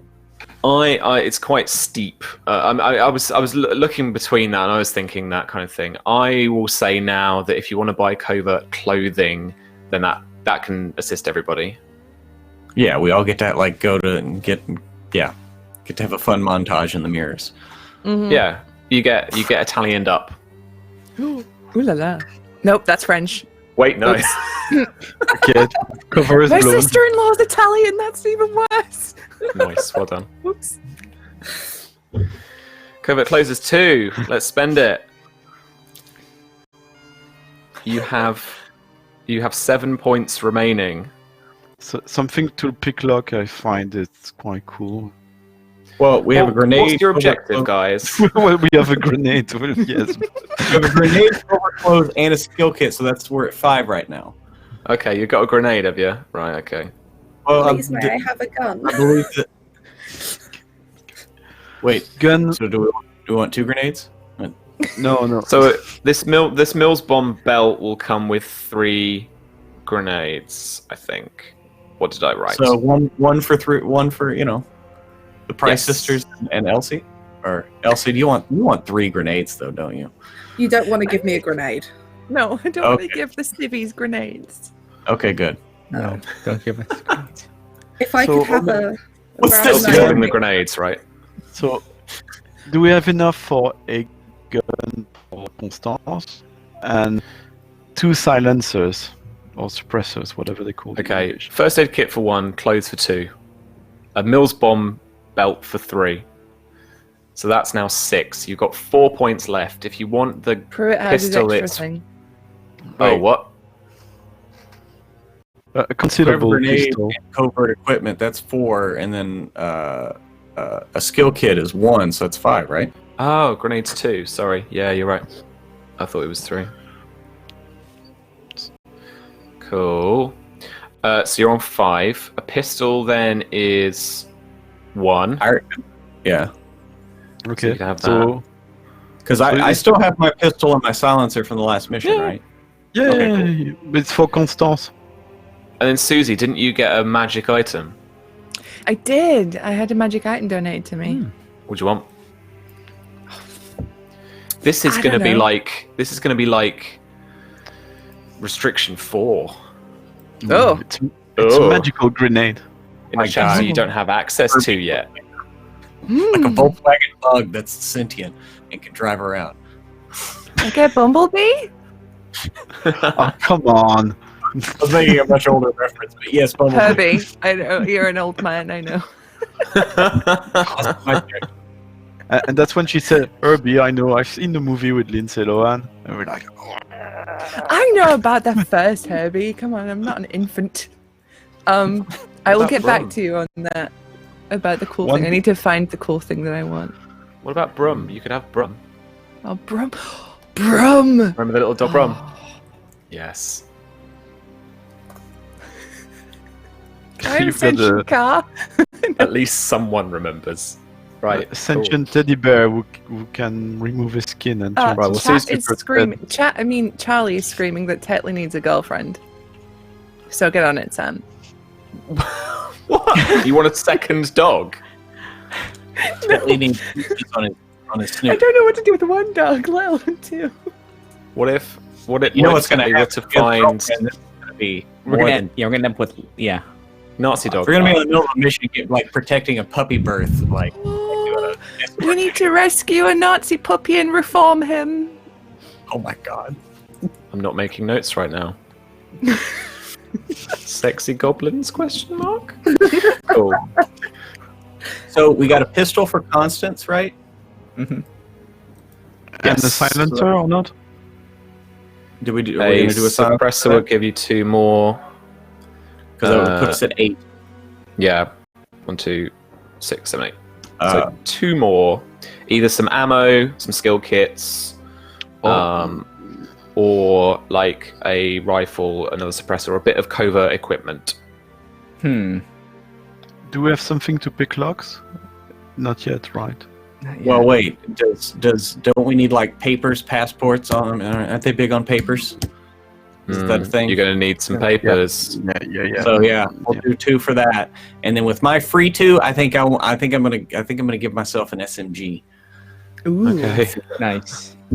So that, I mean, the papers will be a skill kit, right? I mean, unless there's... Is that? Let me see. Is it a skill kit or is it covert equipment? So it's a skill kit. So it goes with the stealth skill deceive. Okay. Is my thing. I got. Nice. Just a quick note: if one of those silencers was supposed to be for Constance, she Mhm. probably won't need it because she's not going to be firing a gun unless people are already shooting at her. That But gun shooting is people just in case. It's the best. But she's Well, not great at it. Sure, no problem. I'm not great either. But that, I mean, I have a 1 in fighting. It's not. the I got gun a is 1 in just in fighting. case. But if you might people be. want to spend that requisition point on like other super important stuff, please do. That's 2 points. I got 1 Silence in with fighting 2 also, points. you know. Oh yeah, so I'm happy for Constance not to have one if it means that we can grab papers and or any Yeah, other stuff. That be more Papers is useful. important. Yeah, papers definitely. Yeah, papers. You're a 9 with papers, so it's 1 more point. Okay, lockpick it's 2 or 1? It's a piece of covert equipment, isn't it? So that would be 2. Okay. I'll give it you. Or is it I a mean, skill if- kit? Lockpick. I mean, It's- if we can you take something shush else. you with your... Well, I mean, I don't know. I'm just like thinking about it like that. Covert equipment seems like, listening devices, things like bugs, things like that. Whereas something more Sure. simple, like something for like picking locks or forging papers, would be more of like a skill kit. Well, I would say the lockpick knife enables you to lockpick. Almost in a sense, the equipment piece is a truth. It allows you to do something, gives you narrative permission. But it also counts as a thumb knife in combat, so it gives you a little spiky thing to stab people with. Thumb knife. Yeah. So let's give George a lockpick. No, I mean, Knife. if somebody else wants something else, then I'm fine. I'm just trying to picture the mission. What might be useful. That's all. Well, I mean, do we really know what our mission is other than go to Rome and meet these people? It is No, to but- well, it's to find your anti-fascist contacts, right? Mm-hmm. Recover them, essentially. But- Whitehall want them recovered. The So it's an covered stuff. extraction. Yeah. Maybe. I mean, did we take papers for all of us? Could we have papers for them? I mean, maybe I'll we don't let need that. I'll let you have that within the skill thing, because you're not going to spend those dice until you need them. So it can be on anybody. I'm narratively speaking. I'm happy with that. Okay. Cool. You know. Well, since there's 5 of us and them, do we want to then get 2 skill kits worth of papers? Could do. You know what I mean? or is it just like does one use of it cover everyone? I don't know. I mean, like this is the okay. Well, then never mind.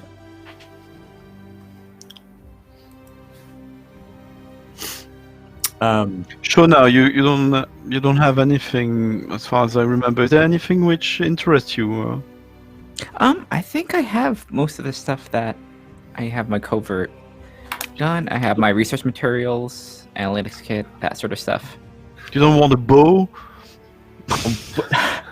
Ooh, Jordan just brought up something important. Ghost bullets. Can we get ghost bullets? Ghost bullets, yes. Anti-ghost. Can't get ghost bullets. No. Okay. I tried. This mission is not at ghost bullet level.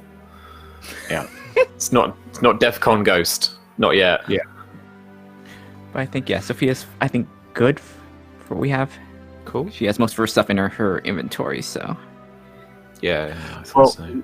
Okay, so do y'all mind? Well, never mind. I already have an ammo belt, an extra ammo belt.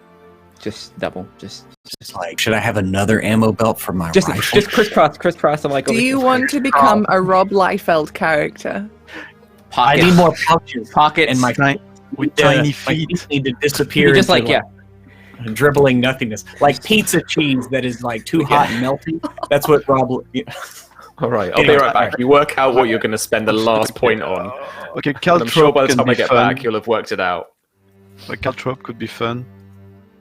Yeah. I mean, that would be like under like a skill kit, right? No, it's There's in caltrop there. is a separate thing, I think. Yeah, It's like under the grenade, area. Is that what it is? I don't think it's expensive. In the end, it's just a piece of metal. Yeah, I It's- think it was like incidental. It's under the covered communication equipment and above the Eastman MB sub-miniature camera. Page, Oh, yeah. page, I don't know, 15. There it is. I see it. Yeah. I'd just really like to have a chase with Elsie at the wheel, and then we throw Yeah. caltrops and. Not gonna lie, right? This magic item I had donated, I'm super looking at an anti-tank rifle.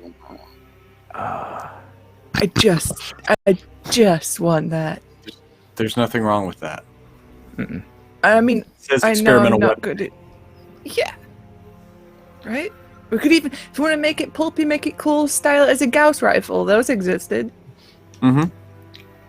I mean, they were never properly used because they sucked, but they existed.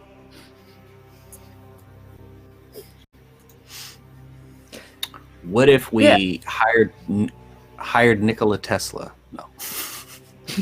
Let's get Tesla on the phone. It's entirely too bad the zombies We need ate your earthquake that machine. guy. I'm kind of sad we didn't have no, like, with the zombies, we couldn't take that glove off that I love dogs German guy. Sweet glove. I mean, we probably could have done because he was left like a crying, bubbling mess. But you know, there were. Yeah. I think we decided that like having him the eaten by zombies ate him though. zombies. Yeah. We didn't. I don't think we didn't want to fight the zombies. I certainly won't. I mean, I did. take the anti-tank. You can take the Yeah. anti-tank thing. The only thing is it will be difficult to carry around, but that would be Oh, cool yeah. to use. Thing is, That would be Italy hasn't. Sam said Italy, or Alex said Italy hasn't declared a side yet. So I don't think we're going to be seeing heavy armored vehicles up against us. Oh. Italy was super into the yeah, you fashion know, by that it's point. not like war started. No, we're gonna start building tanks. They're already in there all over the place. No, I know, So- but I don't think that we're going to be on radar of people firing tanks at us yet. Ooh. Oh, but Yeah, you Then know the I the didn't beauty intend of- on firing the tank rifle at a tank. Yes. You If you what? Hang fire on, a I'll leave for tank 2 gun- minutes. Fire at a Are you talking man. about tank People. rifles? They disappear. No, anti-tank I mean- rifles. Anti-tank Mhm. rifles, yeah. Look, I was donating a magical item. Sam, we Anti-tank want to rifles hire are pretty people at magic. Tesla. You want an anti-tank rifle? I do. You But got I'm an gonna keep it on my alright. truck. Keep Do it in it. the What I plane. Ward has a Can I- rifle. Elsie has like this gigantic like. Yeah, I want to. Well, it comes out I with want like, oh, look at my new gun, and I'm like, that's cute. Like, we just see. Oh, that's a good gun, and then you like kind of like screw on like the rest of the barrels. Like, oh, that's what it is. That wasn't all of it. That's actually not what I picture. I thought it was something like a self-propelled Panzerfaust or something like that, but actually it's a big ass rifle. Yeah, it's just a big ass Alright, rifle. I reckon because Jordan's screaming. I reckon it like let's make it some like ghostly ammo weirdness stuff. Alec gives you this. That go through the armor. Yeah, Alec gives you this kind of like weird ammo. It's all been engraved with like weird symbols and stuff like that. And he's like, "Don't tell anybody." It's a magic bullet, and for some reason you're gonna misplace it, and it won't be found again until much later in the US in very sad, circumstances. One of them has the name. One of them has the name Hitler carved into it. There goes your 60s conspiracy. It was Elsie that did it. She fired the bullet in 1939 and it found its way to Dallas 30 years later. All right. What was that last point you spent on? We got sidetracked. But caltrops. Yeah, Caltrops. Sweet. All So right. we're not Okay, hiring Nikola Tesla like we said, right? No, we did want to get Tesla on the phone, but Yeah, we want to get Tesla. We want to get Hello, Tesla. yeah. Get down here. We spend it on a crate of chocolate, silk stockings, and cigarettes, and we can bargain our way through Italy this way. Nice. And, Alrighty. With my 2 points, Sam, I was gonna see if is there a Thompson submachine gun around anywhere? Not here, matey. Not here. Damn it! Come on. No, man. It's got to be a Sten gun, isn't it? I guess it does. It does, doesn't it? It's got to be one of those beautiful little side-holding Sten guns. All right. Then I will take the Sten gun. Then There you go. I'll take the normal. I have my silenced Unless- pistol. You know what? It's not that the army has outfitted Section M with a Tommy gun, but Alex bought one as a souvenir, and you take it off the wall, clean it, oil it back up, and it's good to go. Awesome. And he's just gonna like after we leave, go into that room and be like, "Where's the Thompson?" Like, Yeah. There There are enough paintings and stuff being moved around for him just not to notice at this point, I think. Like, the whole house is being turned upside down so that, they don't get bombed and there's more military people coming in. So, yeah, you take the opportunity to just take the Tommy gun off the wall. The aristocrat won't need it. No, not right now. Cool. All right. So, with a little bit of preparation, you guys are told to make your way to Rome. You can enter via Ciampino Airport, 7 miles south of the city. It's up to you guys to find agents Pasquino and Lucrezia. And hopefully you can make contact with Willem while you're there too. Alec briefs you that there's a stationer's and art supply shop in the city, in the Via della Madonna dei Monti, called Carlevaro's. It's not far from the Forum. You can make contact with Section D there, as that's a little kind of front for one of their operations there, and hopefully they can help you out. Alrighty. So you guys, and it's the same deal as before, I imagine. You guys, Elsie flies you out on your little transport plane with a fuselage full of guns. You really need to make GIF with a map and a red line on it, Sam. I do, yeah. There's that little ...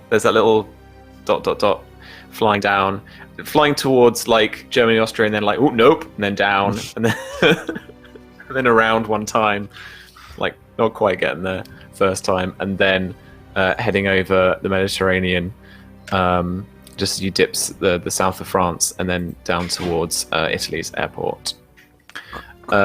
You arrive Italy, and your identity papers are, I'm not going to make a roll or anything, but they are inspected by the Italian black shirts. They're scrutinized quite heavily. Does anybody speak Italian? No, but I've got Does the the linguistics polyglot. focus I got the polyglot talent, so I could babble, manage a few words and understand somewhat what people say, because I hanged out around Italian immigrants and also Italians who did fight in the Pullman International Brigade and the FIE and CNT. Sure. I tell you what, I will make this a test. Seeing as no one speaks Italian. Did the I need to Italians spend like one- the French at that point? Were the French What? on good terms with the Italians? Probably No. not. Really? No. No, No, because I speak the French. I was Italians- just like, maybe continental. Yeah, the Italians were eventually one of the Axis forces, and they'd signed this pact of. It was something like Mussolini wanted to call it like the Pact of Blood or something, and Hitler was like, PR-wise, mate, not sure that's a massively great step. Bit of a bad it was- luck. Yeah, it was the kind At of the same- Pact of Steel or something. Yet at the same time, Italy was trying, Mussolini was trying to stop the war from breaking out at that time, because he sent a panicked message to Hitler that Italy was not ready and wouldn't be for several years, so he needed more stuff from Germany. So he was sending workers in Germany in exchange for military equipment. So he certainly did not expecting war to break out as fast. Yeah, certainly. Like he doesn't declare against the Allies at all, does he? Like when they've declared against Germany because of Poland, like just now in the story, like Italy, it takes them a while, doesn't it? Check the World War II podcast, episode 11 to 17. Extremely interesting. So yeah, polyglot, it requires a momentum, so I don't think we have any at the moment. No, okay. You can always give me threat, Okay. which I have 3 of right now. Sure. But yeah, so this is going to be. I will. Let's have a look, because I did remind myself. Talk to Veer today about reminding myself about people's truths, character truths, because they will influence skill checks, and I've not been doing it as much. I think. I know we talked a bit about using them to spend fortune points, and we do a similar thing with Star Trek. But I'm keen to just kind of try carrying on as written, because actually maybe I'm not quite doing it right either. Actually, question: did we recover our fortune points? Yeah, so you've all got 3 fortune points at the beginning of this session. If need be, Sam, would I be able to assist George? Because I have a linguistics focus, but I also speak Latin, which, if my language stuff is correct, that Italian descended from a form of Latin, like the It's vocabularies. fairly close, isn't it? Yeah. I've got the truth, nationality, origin Walloon, and there's a very heavy Italian immigration there, so I would use that to lower my difficulty. Hey mate, I love it. Yeah, that's it. So this would be difficulty 3, lower to difficulty 2. You cannot use several truth, right? Only one. Yeah. What else are you trying to get to apply? Well, poor militant in Spain from 1936, or well. So you've picked up a bit of Italian to try and get through. Well, checks and border controls and stuff. No, it's just because our unit had Polish, Italians. It was international, quite literally. Sure. So we would sing. I mean, I know Bella Ciao. I know the anti-fascist song from the Italians, because we would sing it often. Cool. Yeah. All right. I'll give it to you. This is difficulty 1. Okay, Constance is awesome. going to assist. You're going to lead the test, so you need to roll for me 2d20, and if you want to buy any extra, you can use your identity papers as a bit of bonus momentum, or you can give me some threat instead. So that would be a roll of reason plus linguistics, right? Well, academia linguistics. Oh man, I forgot. So it's at the the beginning of each adventure, I get 2 threat for each of you, which this is the beginning of the adventure. So I was tracking. Yeah, don't look at me like that. I was tracking like it beforehand between sessions. But as we're going into the next chapter, I will default back to 10. There we go. I'll even forget about that one you gave me earlier. How's about that? Because I'm not nasty. Hey. Cool. All right. So you're welcome. So, George, do you want to buy any dice? Okay, guys. If it's reason and academia and linguistics, I got the focus. It's 10. So, do you want to spend momentum or not? You might as well, because you might generate some from it anyway. Yeah, actually. So we'll just use 1 to get 3 dice instead of 2. Yeah. Okay, let's Is go. that from your ID papers, or is that from your Do we have any in the pool at the moment? I guess nothing? not. Nothing in the No. pool at the moment. No. But then yes, it's from the ID papers. Okay. Cool. Okay, let's go rolling. Roll for me. Good. Constance, follow on.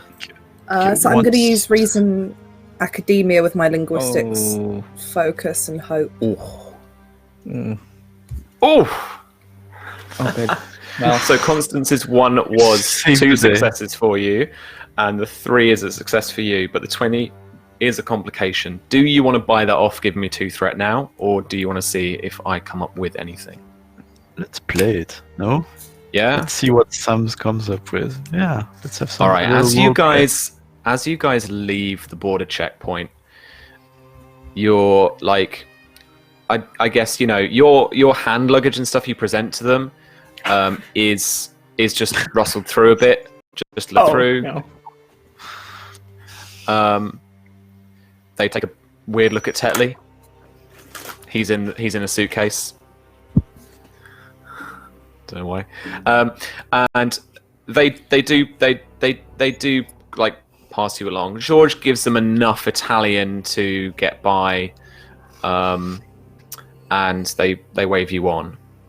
But Ward, looking back just briefly to get a little bit of espionage on the guys, he is talking to a colleague, and they are looking at you as you leave.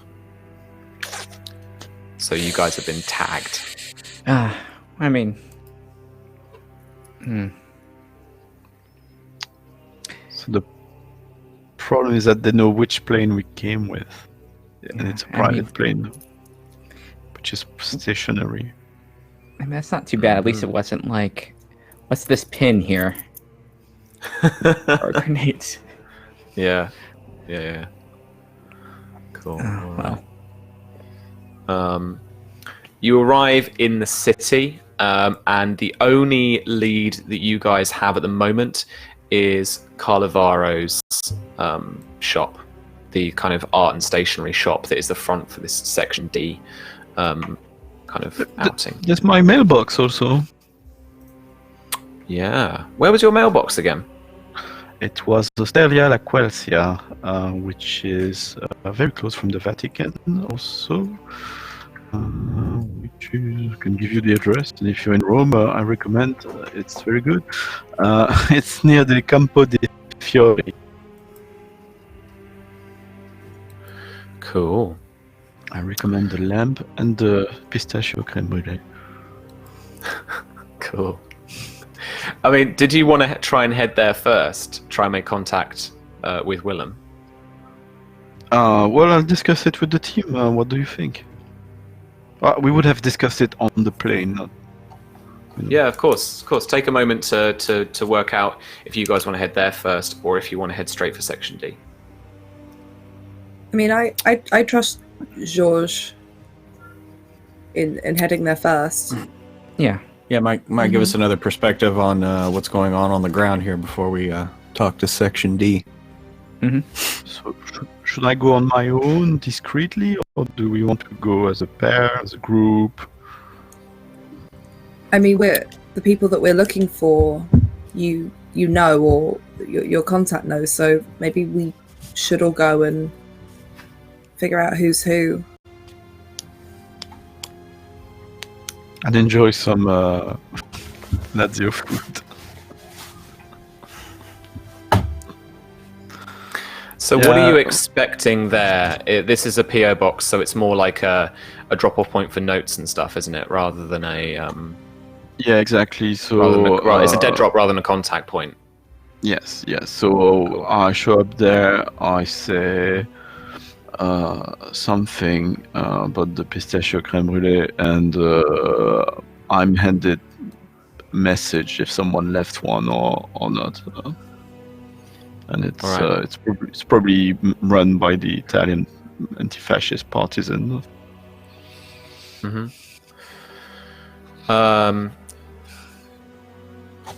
It says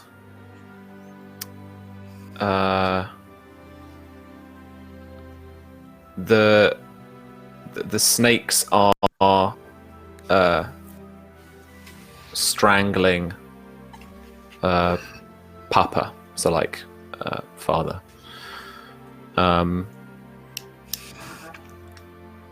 You won't find the paint you need in this city. Okay. Should we spend some momentum to ask questions? Yeah. Mm-hmm. So with a donation, I'm gonna ask you, George, to roll on the was it Wild Magic Surge table? Roll a D10,000 for me. Pruitt, do you mind doing the honors and finding out the thing for me? I have the Wild Magic table pulled up. Nice. Oops, I tried something. Was not the right command.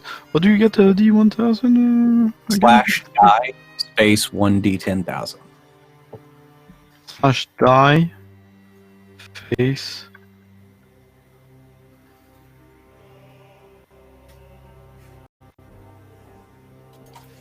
Sorry. Can you repeat that? So slash die.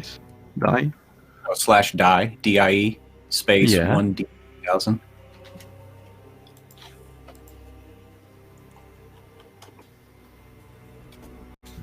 Eh. 7,784. 7,784. Oh my god. So is it a donation from someone? Yeah. This Oh, thank you so much. Yeah, this Wild Magic Surge, this is amazing. The ground now at the target's feet breaks off and drifts out to sea. Sorry, what? Okay, so I'm gonna. This might not exactly be where it is in real life, mate, but I'm good. Stick with me on this, all right? So you're on the balcony bar of this little restaurant, talking to the bartender to get your talking about pistachio. You get your note. As you do that, where is everybody else? Are you guys being casual outside? Are you kind of going to be somewhere else doing something else, or are you going to be with George on this? Maybe we're nearby, like across the street, being casual in the corner, looking at it like a map or the newspaper or something, and just people about town planning out their day. Cool. All right. George, the balcony, and you guys can see, as particularly I think Ward, you've kind of scoped out a position so that you can get a visual on him just to check in. And the ground and the balcony around you begins to vibrate. It starts to, it's such a freak, you can feel it at first, almost like a little earthquake. The bartender doesn't really know what's going on. There are a couple of patrons on a table behind you, and the drink starts to move across the table and then fall over and smash. You turn around. They don't know what's going on. They jump up out of their seats and they start to move away into the cafe. So does the bartender, and just as you turn around, just as you're about to move, the glasses that are still shaking but are on the table begin to lift slightly, and then they hover just a couple of centimeters above the table, as does the cutlery starts to just levitate ever so slightly as well. And you notice that essentially this vibration now is becoming to it's becoming to such a frequency that it's no longer shaking, but you guys across the street can audibly hear this, like, the creaking and the vibration. It's emanating now a low, dull pitch as Georges' balcony crunches away from the cafe and is just lifted and then dropped into the Tiber. George, I want you to make me an agility and athletics test, please. Difficulty 3. Well, Oh, George is dead. Low profile. Agility, athletics check. There we go. Sail on. I promise it wasn't me this time, guys. Can I mean, I don't really want to spend momentum on that, but I've got 9. Threat. Yeah, threat. Get 3 threat and give me 4 dice. All right. Okay, let's get rolling. Oh shit, I'm dead. I love Got- this one, Magic Surges, because I don't got need to spend 10. any I got threat. one Oh. success. Okay, well then you fall into the Tiber and you're carried away down a little bit down the as the shock and some of the cold water shock, just as you dive in, even though it's September, and yeah, basically George has gone in the river and you guys are just on the street and you can just about get to the kind of like walled off bank, but there are buildings that are breaking up your ability to get to the river's edge. What do you guys do? Ward doesn't really hesitate. He takes off running because I'm going to invoke one of my truths, which is my paratrooper, which is just 3, 2, 1 jump. Like, you just got to get in there. And so he's just going to like immediately take off, seeing George just totally like go into the drink, like, you know, who knows what could have happened. So he's like full speed running down the street. Okay, are you diving in after him? Oh yeah, Nice. I'm Tom Cruise running down the street, just like upright. All right. I want you to make me an agility, athletics. Agility, test, please. athletics. So that's going to be 8 and 2. So that's a 10. Okay. I'm going to spend This a is fortune gonna- point Okay, to go ahead and get a 1. nice. I was going to say this is difficulty 2, so this would net you the pass, but you do need to roll that 1d20 for me. I should have done that. I'm sorry. I Remember- thought like I realized now I was muted when I was like, you should do the fortune point, get that 1 Yeah. when you were doing your roll. Sorry. Anyway, go back over here. So rolling 2d20. Need a 10 or better, and so that's 4 successes total. So we'll bank the 2 momentum. Nice. All right. And yeah, Ward just like right between the buildings and right over the little embankment. He's like in the water, just Cool. All right, you do the lifesavers. You grab George, and you pull him towards the bank. As you guys all rush up to, there's a like almost like a little kind of weird jetty, little steps down to the Tiber where, you know, historically, I'm just trying to think of the Thames here at this point, but where, like, you know, fishermen might tie up a little boat or something, or like sometimes there are just those random steps down into the river that have been cordoned off now. But you managed to run up to one of those. Who looks behind you? Who looks behind them? I'll be like, we're causing a scene, and I'll look around. Yeah. All right. There is a lady there with bleach blonde hair. Cut. I mean, I guess similarly like mine, in a kind of in like a longer a kind of bleach blonde bob, and she's wearing an unseasonably kind of not thick, but it's basically unseasonably coat, like kind of overcoat, in that kind of detective-y kind of way. Oh man, what's another frickin' donation? What's 760 again? It's for Pruitt.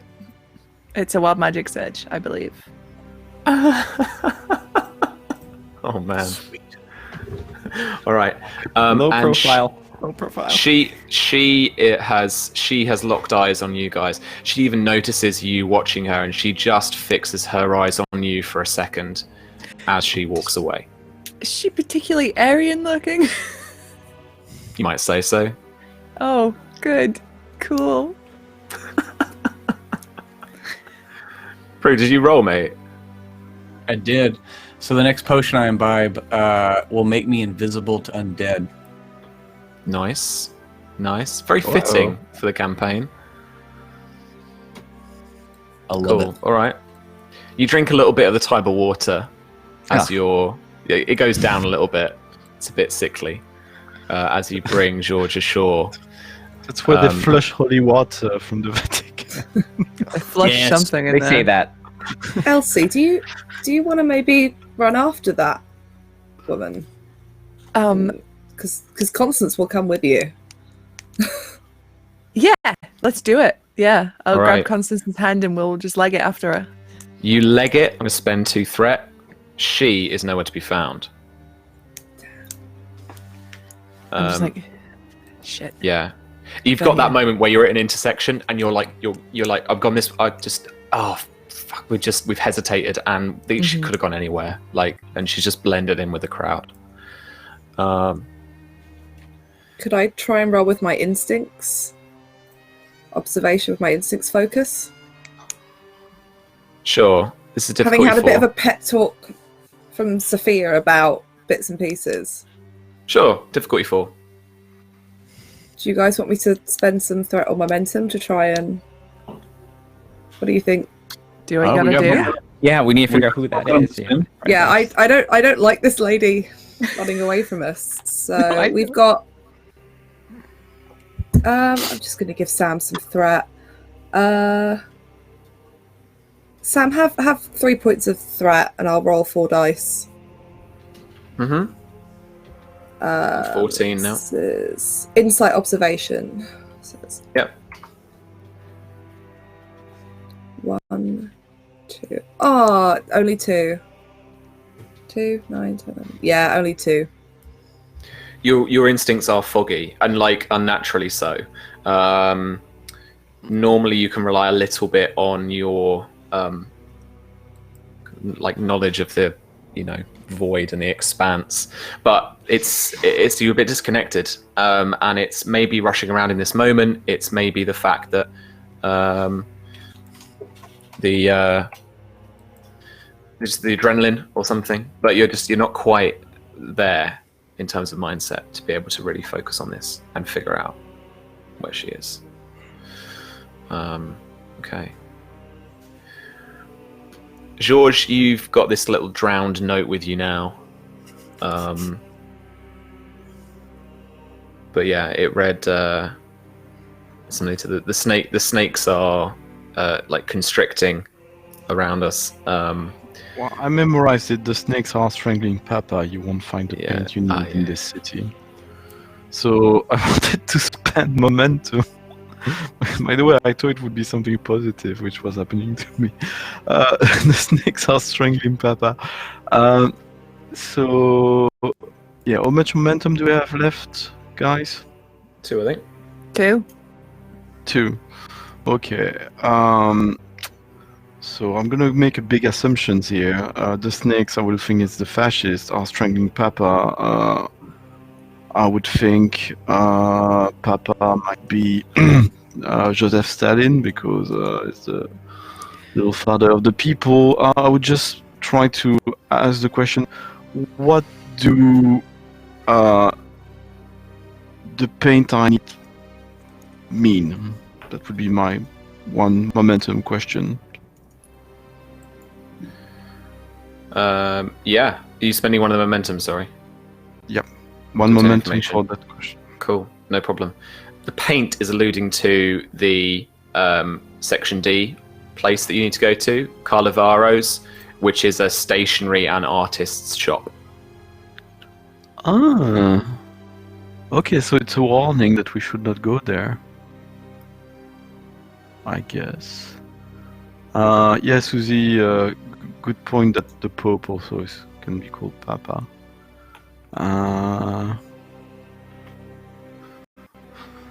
Okay. So I'm a bit confused getting out of the water. Did Ward pull me out of that? Yeah. Mm-hmm. Just. What just happened? Bordel, c'était quoi ce truc? Well, I'm not really sure why you decided to take a swim, but Well, if I could jump like this, I would have made it to the Workers' Olympic in Barcelona. I will just come stomping back from chasing this lady saying, if you're both quite finished having a paddle in Tiber, they know we're here. Who? Yeah. Well, the message leads me to think that the safe place your superior gave you, well, it's rubbish. It's compromised already. What, section D? Yeah, section D. We won't find any paint there. That's the message. now, Sophia, is there a way you can contact your people? Get a message to them or something? If it is compromised, if it's under observation?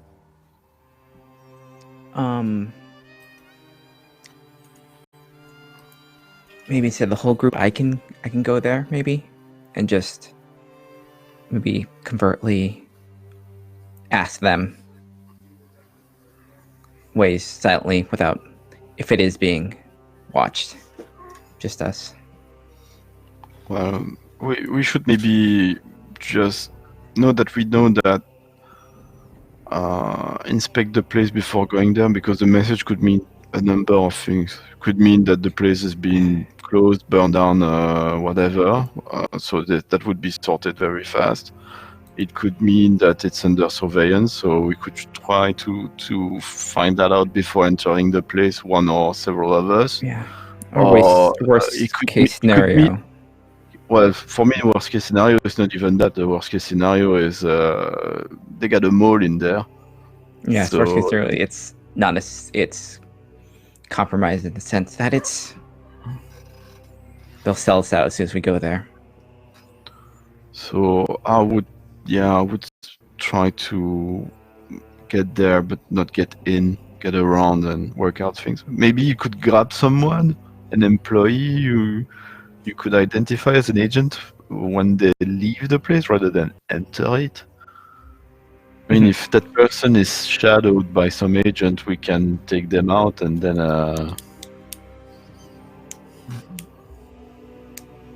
Yes, maybe around closing time. yeah. Well, let's surveil the place for I don't know, an afternoon or an evening, and yeah, at closing time you try to grab someone coming out. Yes. Sounds like a good idea. Can't be too careful.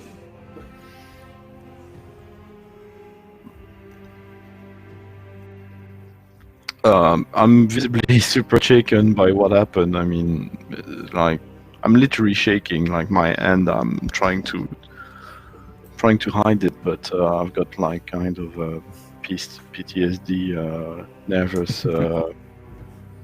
Sure.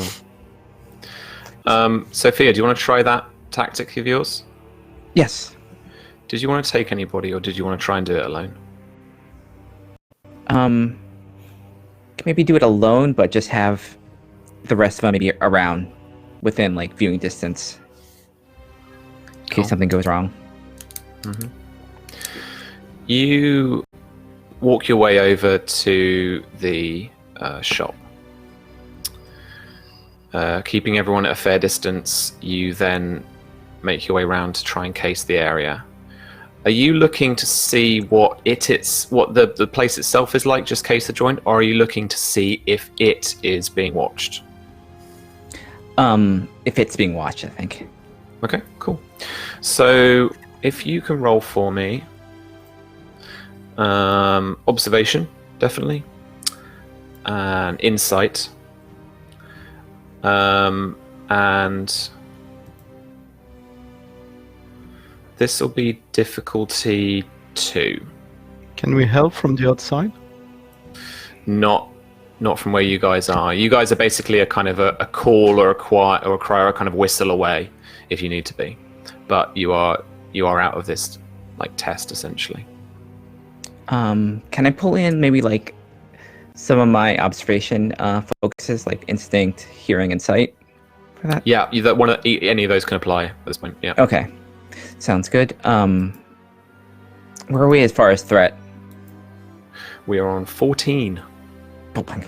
Okay. You know, since I am actually going to use my fortune point for that. Okay. We've already stirred up enough trouble for that. I think having just making sure. So yeah, 1 focus for 1. Cool. You need to roll that other d20 for me. Okay. Please. Oh god. Okay. So I'm at 2. Oh, just outside the crit range, but yeah, it's another success. So you've got a point of momentum from the roll. Excellent. And I will tell you that essentially it's really obvious that this is being watched if you know to look for the right people. It's being watched by 2 independently dressed Italians who are dressed in what you would only kind of describe as like a kind of, you know, private detective, like a cliched private detective from an American movie. Like they got trilbies, they got the rain jackets, you know, like smoking, like, and they've got the suits. One of them is even wearing spats. Like, there's some weird imitation thing going on here, and they kind of think they're the cool guys of the fucking city, and they're kind of hanging around, but they're hanging around a bit strangely. And as you pass by, you just check in as you've been trained to do, and they are watching the actual shop itself. Now the shop itself is closed, not because it's that time of day, but it's been shut. Its front is covered in notices from the OVRA, and it's in a big kind of, there are some official notices like on the door and on the windows, and then there is some like Italian like graffiti been painted on in white paint across the windows. The name of the shop is Carlivaro's is carved into like a large wooden oak leaf shape above the door, and it's hanging askew, and some of that Italian graffiti is actually been painted over it, so it's harder to read the actual like carving of the wood with a name in it. Fragments of broken glass. The front doors themselves have been smashed in a bit. Some of the actual wooden paneling and the frame have been damaged too. Peering in through the windows as you can, and the glances you get, and the interior itself looks dark and disorderly, like things have been thrown around and knocked over. But Okay, you managed to make your surveillance pass without drawing any attention from what you've seen. Okay, so after that, yeah, I'm just gonna head back to the group. Apparently your note was correct. It's obviously they've been found out. There's graffiti all over the shop. The shop's been broken into, and there were 2 people that were keeping keen interest on the shop. I don't think I was seen, but it appeared to be, yes, we're on our own here, I think. We shouldn't, probably not going to have assistance of the cell here, so Should be careful. We were on a zone in Vienna. We're on a zone here. We can do it. Do we want to? I don't know. It's a bit extreme, but that's your fault. Who might have been arrested? Do we want to try to capture one of those two agents and question him or her about where your contacts might be detained? Because God knows what's being done to them right now. And they might still have information useful for us. We don't. It's not like we got a lead right now, do we? No, we don't. I mean, it's high risk, but It's high risk because they will certainly notice one of their people missing, oh Yeah. yeah. and we can't let them leave after we do this. Yeah. Not to be indelicate, but what do we do with them after we've asked them questions? We can't let them talk. Well, it's quite Or know that obvious we're what we do with them. The war has broken out, you know. Then, how do we hide a body in a city we've never been in before? Oh, well, they will know their agent is gone. There's no real reason to hide the body. Just not be around what they found. Right. That's it. I mean, That's our best I'm not taking lead. any pleasure in that, but that's how things are from now on. Well, if we can find out if any of the We can tell Undercover. them to their base, Yeah. and maybe they're detained there without, interacting with them. yes, I guess it would be good to figure out who's being watched. Did they look Italian, German, or Did they? So, I mean, clothing-wise, they look like a kind of New York detective. But, I mean, they didn't look out of place in the Italian street either. Sam? Is it something right now in the fashion that, I mean, it's more 50s, I guess, but that Italian fancy American style a bit, like, or gangster? Could they be from Cosa Nostra or something like that? You want to spend a point of momentum? Should I spend a point of momentum to find out if these are part of whatever what the Cosa Nostra was called back then and in Rome? Yes. Yeah. Yeah. Momentum. right now. Are Yes. we confronted by gangsters who'd be privately rented by whoever we're facing? Mercenaries. Weirdly enough, you're not. But this is what I think, George, you would know, particularly as an OVRA agent. That is the Organization per la Vigilanza e la Repressione del Antifascismo. So I think probably roughly translates of the Organization for looking and the repression of anti-fascists. The OVRA. Yeah. So it's a civilian militia of some kind, non-governmental, or It's a military police force. okay.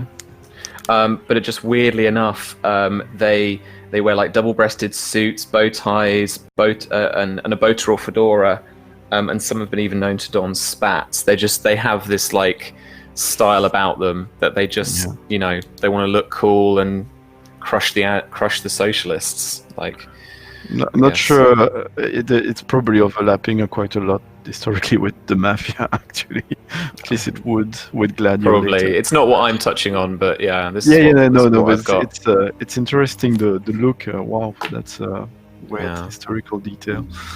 Okay. Okay. So I said that to the others. Those guys sounds like those idiots from them. So what do we want to do, my good captain? Well, I do agree we need some information, but Are they in line of sight of each other? Yeah. Yeah, Sophia describes that to you. So that's going to be a hurdle. Should we just you steal know, them and find out where they're based? I mean, if we did want to grab them, we don't have to worry about killing them. No, if we just follow them. I can just Oh. but if we do want to grab them, I can just show them some things. It'll be far less suspicious than dead bodies. People under terrible stress in times of war often experience some strange behaviors. Yeah. Just sort of saying that we don't have to true. worry about leaving bodies behind. No one's going to think anything of two guys that broke under the stress.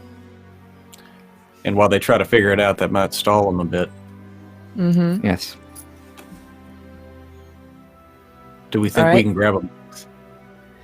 Yeah, We how should do we, definitely try and get do both we of them. lure them if one- somewhere? Are we trying to get both of them? Are we following them and wait for them to split for some reason and just grab them, after his work hours, or because they're gonna have turn, they're gonna be replaced. They probably don't live together. I don't know. If we can grab one of them, and I don't know, maybe if I've got something that belongs to him, I could try and scry to see if I can tap into anything. But I'd need something for that ritual from him. So do you mean How- that if we pickpocketed them, that could be enough? I could try. Yeah. I could try and use it as a focus for my scrying.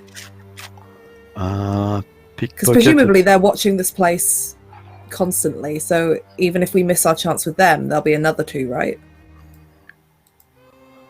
Yeah, but Just something trying incidental. to do an incidental pickpocket on someone like that, George, they're looking How- out for it. How Well, big of an item do you need to get from a person to scry on them? I don't know. Something significant will be good. Like some papers, a document. I can't guarantee it'll work either, but I can try. We can. I we think- can still grab somebody if we want to grab someone and question them, and I can do that as well. I think it's a much more discreet option. So I think I like that, and I think I can pull it off. It's not like I'm gonna walk straight to one of them and pickpocket them. I will follow them, wait for a crowded street or something, and that's it. I mean, ladderies, pickpockets in Rome. There's plenty I mean- of them. Yeah, but the only problem there is if one's always watching the other and watching the spot, then they'll be keeping an eye out for stuff like that. We need to be a bit more brazen about it. Would but something again- like a cigarette lighter work? Or does it have to be a bit more... What if it was like, it meant a lot to them? I'm hoping that anything I might be able to use to mentally trace back to them. It's weird. There's no science to magic. Mm. I mean, Because, if- Italians, right? They can't resist a pretty lady. One of us goes up, asks for a light, keeps the lighter, walks away. We have a thing. It's an everyday interaction. Less but no, no. suspicious than some random None guy. of us speak Italian. except You you- only no, need no, to know scusi and then show them a cigarette. They'll get their hint. Bash your, flutter your I eyelids a can bit. speak some Latin, but that's about. Yeah, Yes. my suggestion was to wait for them to be off duty and Yeah. or walk away. Even if the two of them are together, if they go through whatever crowded street, it's just you pass them by and that's it. Job done. It's not. Okay, so what I would like is for you guys to frame the scene for me to then pick up in media res next time. So, what's the setup and what's the plan? I think that we use both plans. You Mm, use Okay. the lady to distract the man while George comes up and pickpockets. Yeah, classic. That works, yeah. Sounds good. Okay. Who's gonna be the girl and George is gonna pickpocket, right? I thought I was the girl. I mean, you can be if you want, mate. I'll play it. I don't mind. You don't got have disguise time kit, for right? shape I mean, your I'm- legs, George. Maybe next time. I'm happy as Constance to go up and ask for a light. Because with the linguistics and speaking a bit of Latin, I can probably fudge. Do you have a lighter? I would hope, but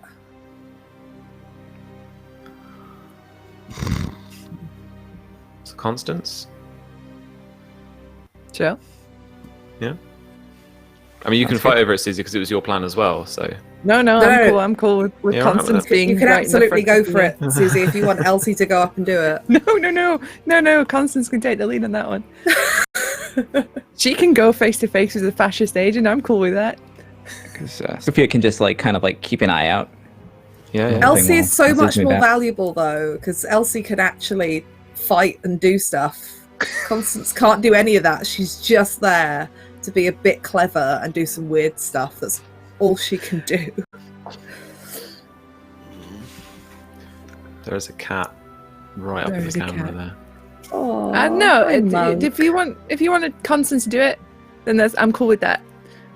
I'm cool to do it too, but whatever you want to do. I don't mind either way. How much does Elsie wanna?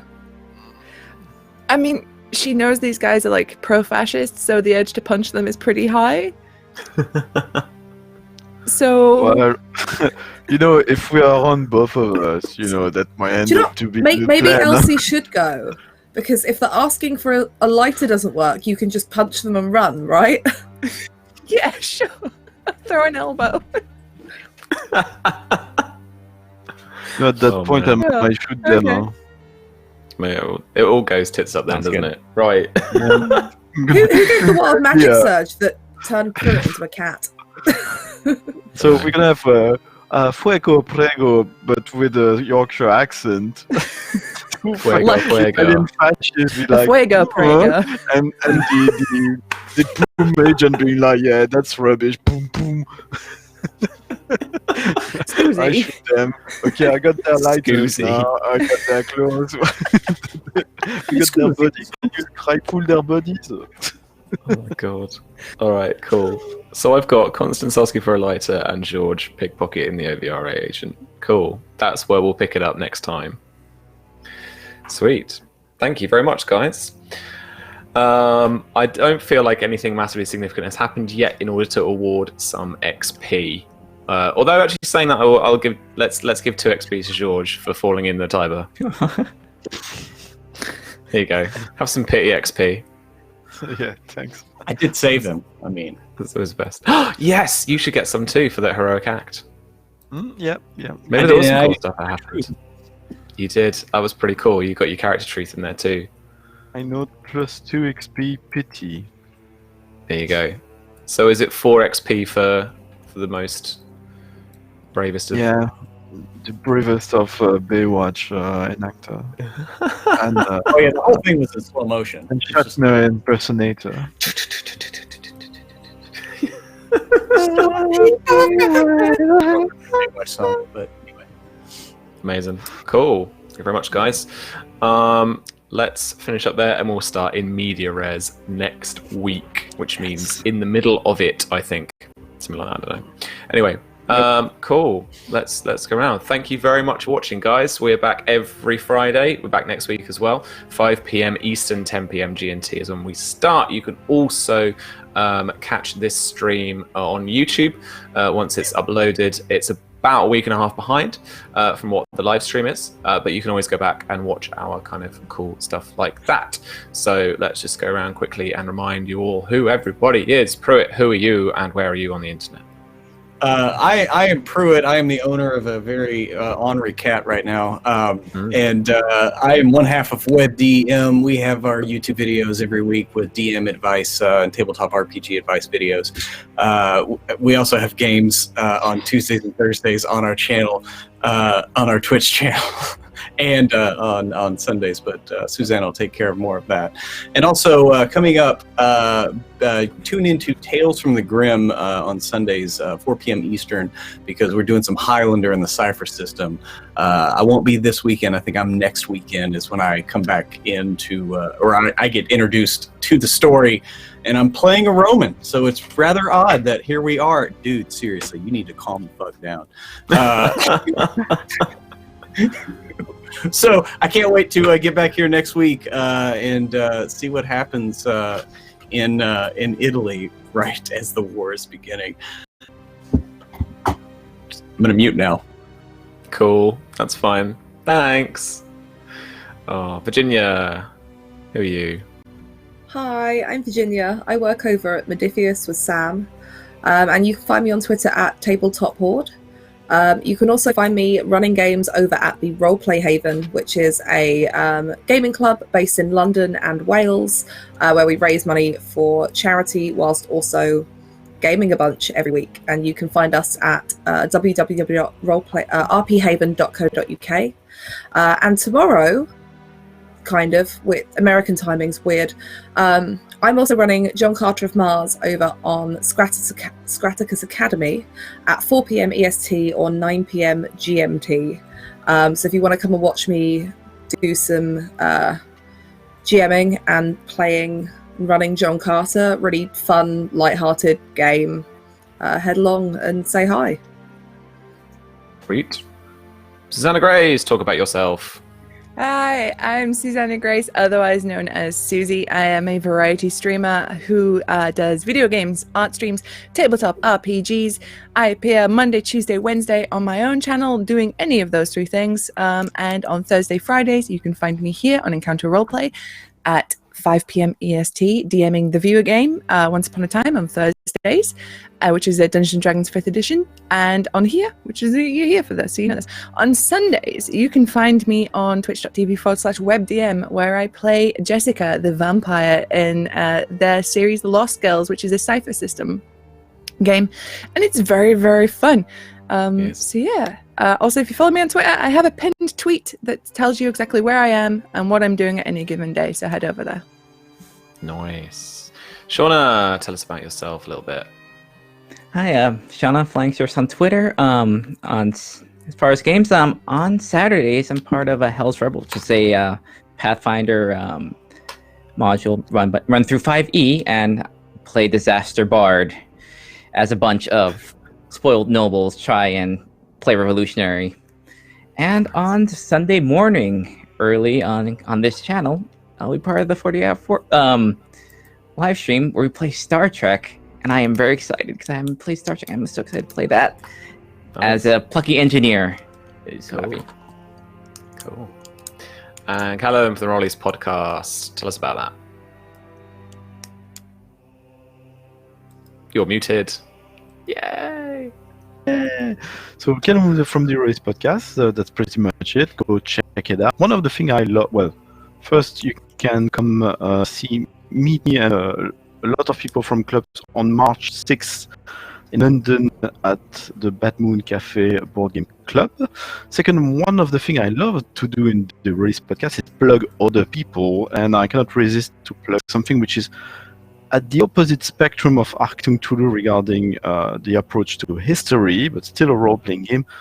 Please go check the bonus experience episode 23 about Rosenstrasse with Jessica Hammer, which is a free-form RPG about it, and it's a very hard experience. It's free-form. It's about the Holocaust. It's about the Rosenstrasse protest in 1943, which saw German housewives who were German but non-Jewish but married to Jewish husbands who literally stared Nazis in the eye, and the Nazi blinked. They let their husband live that day. So it's quite very dramatic, but extremely interesting, free from roping you. So please go check bonus experience 23 and Rosenstrasse by Jessica Amber. Cool. Really nice. Thanks, man. Well, I am Sam Webb, otherwise known around the internet as RPG Webby. I'm the head of RPG development at Modifius, and I'm also one half of my indie publishing kind of side of things, Black Cat Gaming. We are going to be testing our first game, the Spy game, which is a 5e derived tabletop role-playing game in a modern setting, all about spies, action, adventure, and espionage. You can find that over on my channel. I'll post the link up in there, in chat, and that is on 4 p.m. On GMT on this Sunday. Before that, literally right before that, you can join me and Shauna and a couple of people in chat as well, I think, who are still watching right now, who we're going to be playing Star Trek Adventures. That is around 1 p.m. GMT, so about 8 a.m. for Shauna. And we're going to be doing that as part of Encounter Roleplay's charity stream for Will and Sid to basically be able to live together. Which is a very humbling little thing to do. So I had to put my name down, which was really cool. So please come along to that. They are streaming for 48 hours over this weekend. So there's going to be stuff on all the time. So come by, donate, give people some crit failures and successes, and give them all sorts of stuff, because it's all going to go to a really worthy cause to help pay for their legal fees.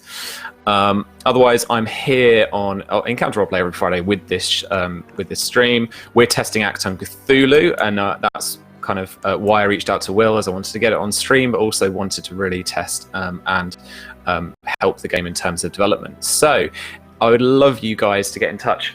If you want to try it, you can actually join the beta that we've got live going on at the moment. I'm going to paste that link in chat as well just now.